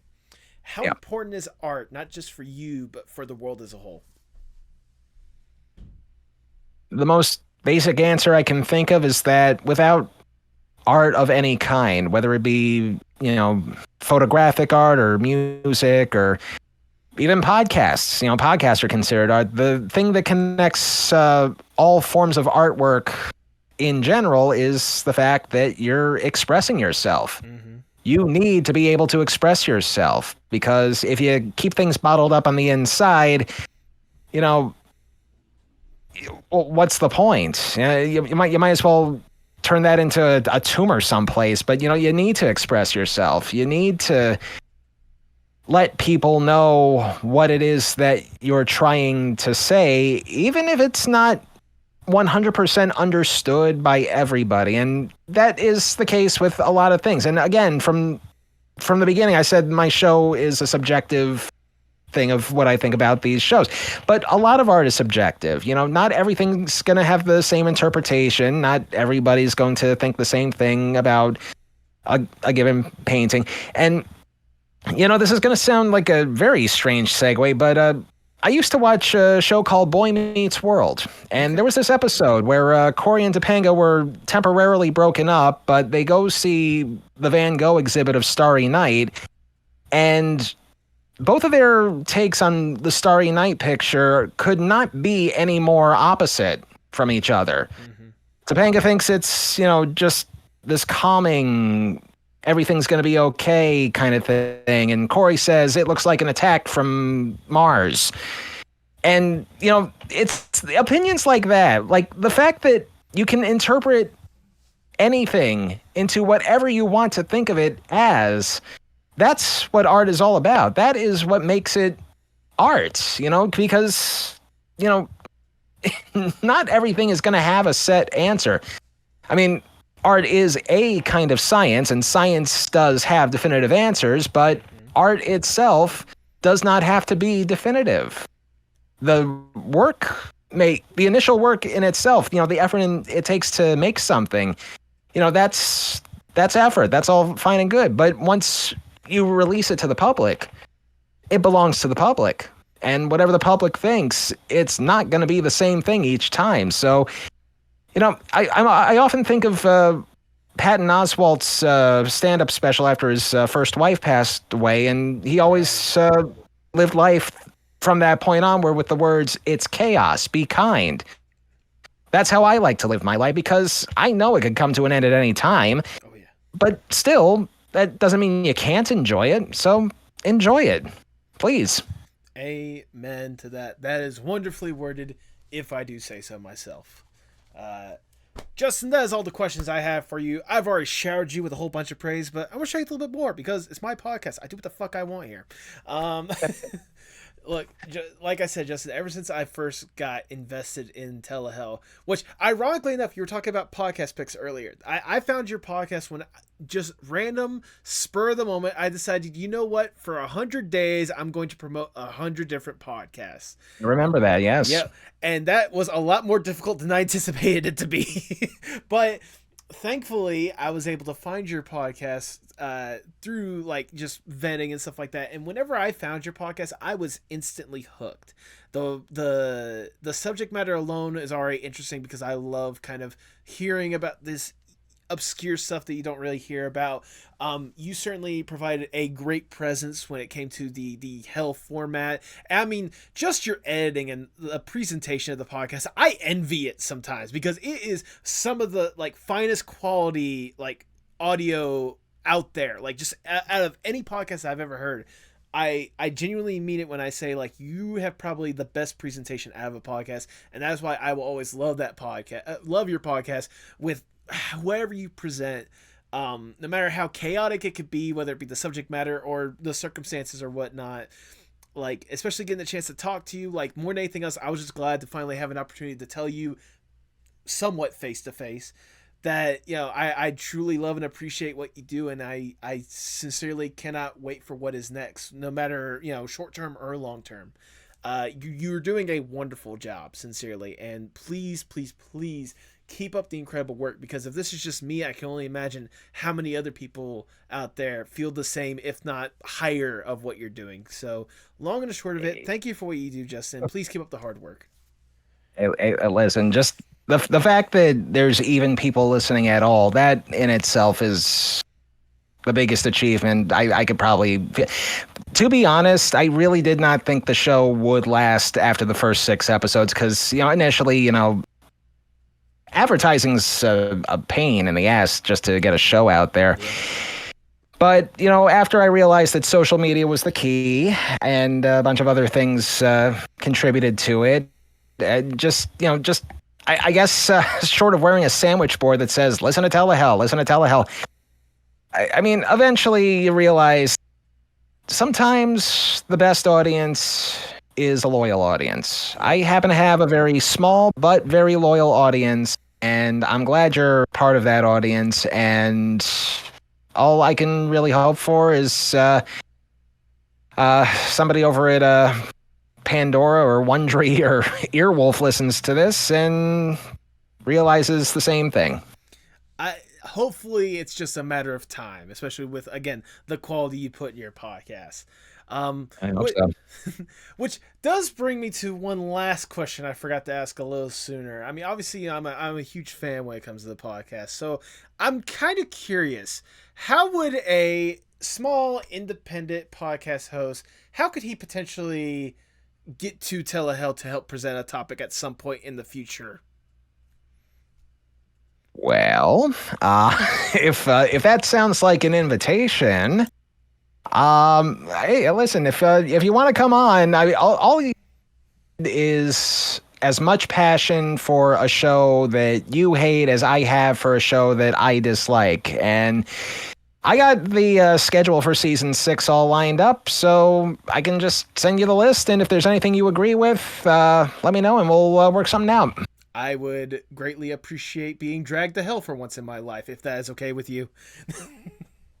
Well, we try to come up with different ways to drag each time. If we use the same bit every time, Well, then yeah, no, yeah. I mean, I understand budget is a thing, so I'm not expecting like to be, anything Well, that and theater of the crazy. mind. I mean, there's only so many times we can use telemetry and earthquakes and all that stuff. Sometimes, like last year with one of our patrons, we just said, "Walk down the hall, and you'll find us." And just That was it was a question of budget, but also just trying to speed up and reaching the deadline.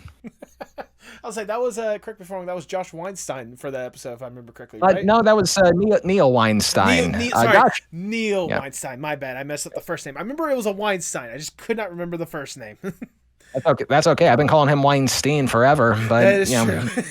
And by the by, we do have a Patreon, and we do have it available so that if you ever want to be a priority co-host and also make a request, feel free to do that. Patreon.com/Telehell podcast. And since you already started with the links, if people want to hear just exactly why I'm exactly gushing about this stuff and learn more about the incredible stuff you're presenting, go ahead and plug your stuff for the people at home. Okay, the main page is telehell.libsyn.com. We can be heard everywhere you can stream. That would be your Apple, your Pandora, your Spotify, your iHeart, your Deezer, your Google Podcasts, your Smokescreen, your Telegraph, your phonograph, your summoning semaphore, circle. your two Dixie cups on a string, your sign language. Have I missed any forms of communication? If it's a podcast, you'll find us there. But telehell.libsyn.com is the main page. Patreon.com/Telehell podcast is if you want to throw a couple coins our way. And we will send you swag if you do stick around, by the way. So plenty of stuff to, as long as there's a thrift store and as long as there are yard sales, I will send stuff to you. Other than that, we will return with season 6 on November 12th. And as far as how long the season's going to be this year, well, I do have my soul down here for all of eternity. Yeah, so you got time. I got time. Do you have any final words before we sign off? Aside from, do you have any more water and or throat lozenge for the record amount of talking that I just did? No, I think we're good. I think your show is good. I really enjoy all the stuff that I've been catching up with, and you keep up the good work too. And I'll try to come up with something a little eloquent to say for you when you come down here. I'll be sure to keep that in mind. But honestly, just having the opportunity to appear on the podcast is more enough for me. So definitely send me that list, and I'll see what we can rag on together. Awesome. Then with that, all I've left to say is for the people at home, pay your artists. And pay the writers and actors, too.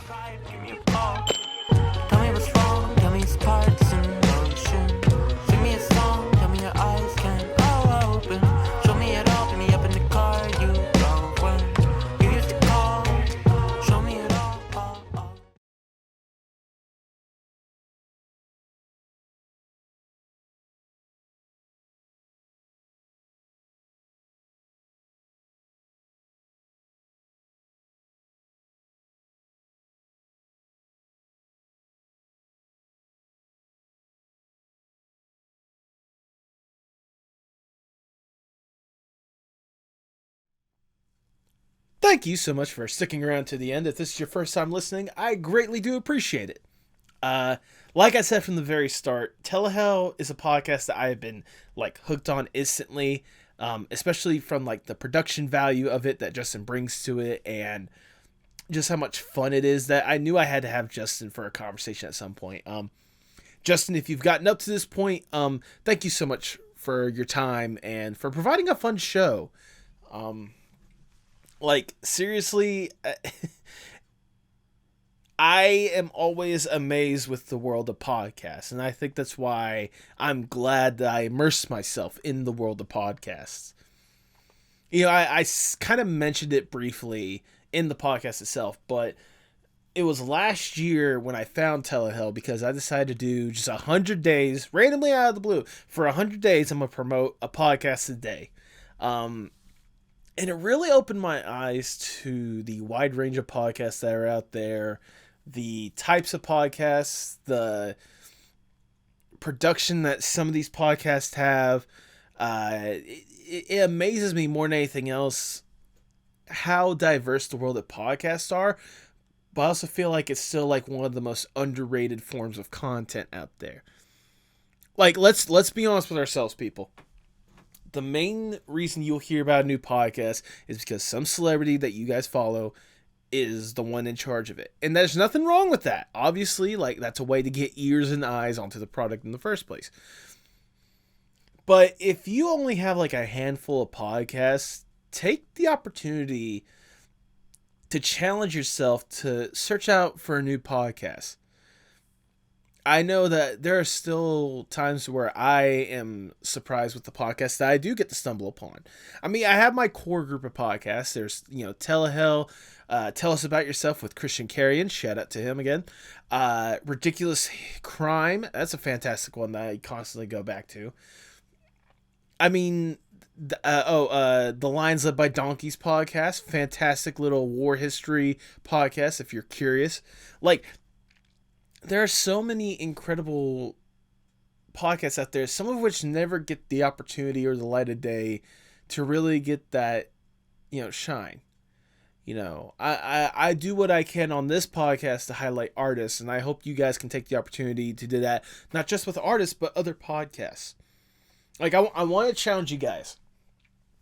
If you've listened to this episode, within the next week, I want you to listen to at least one new podcast.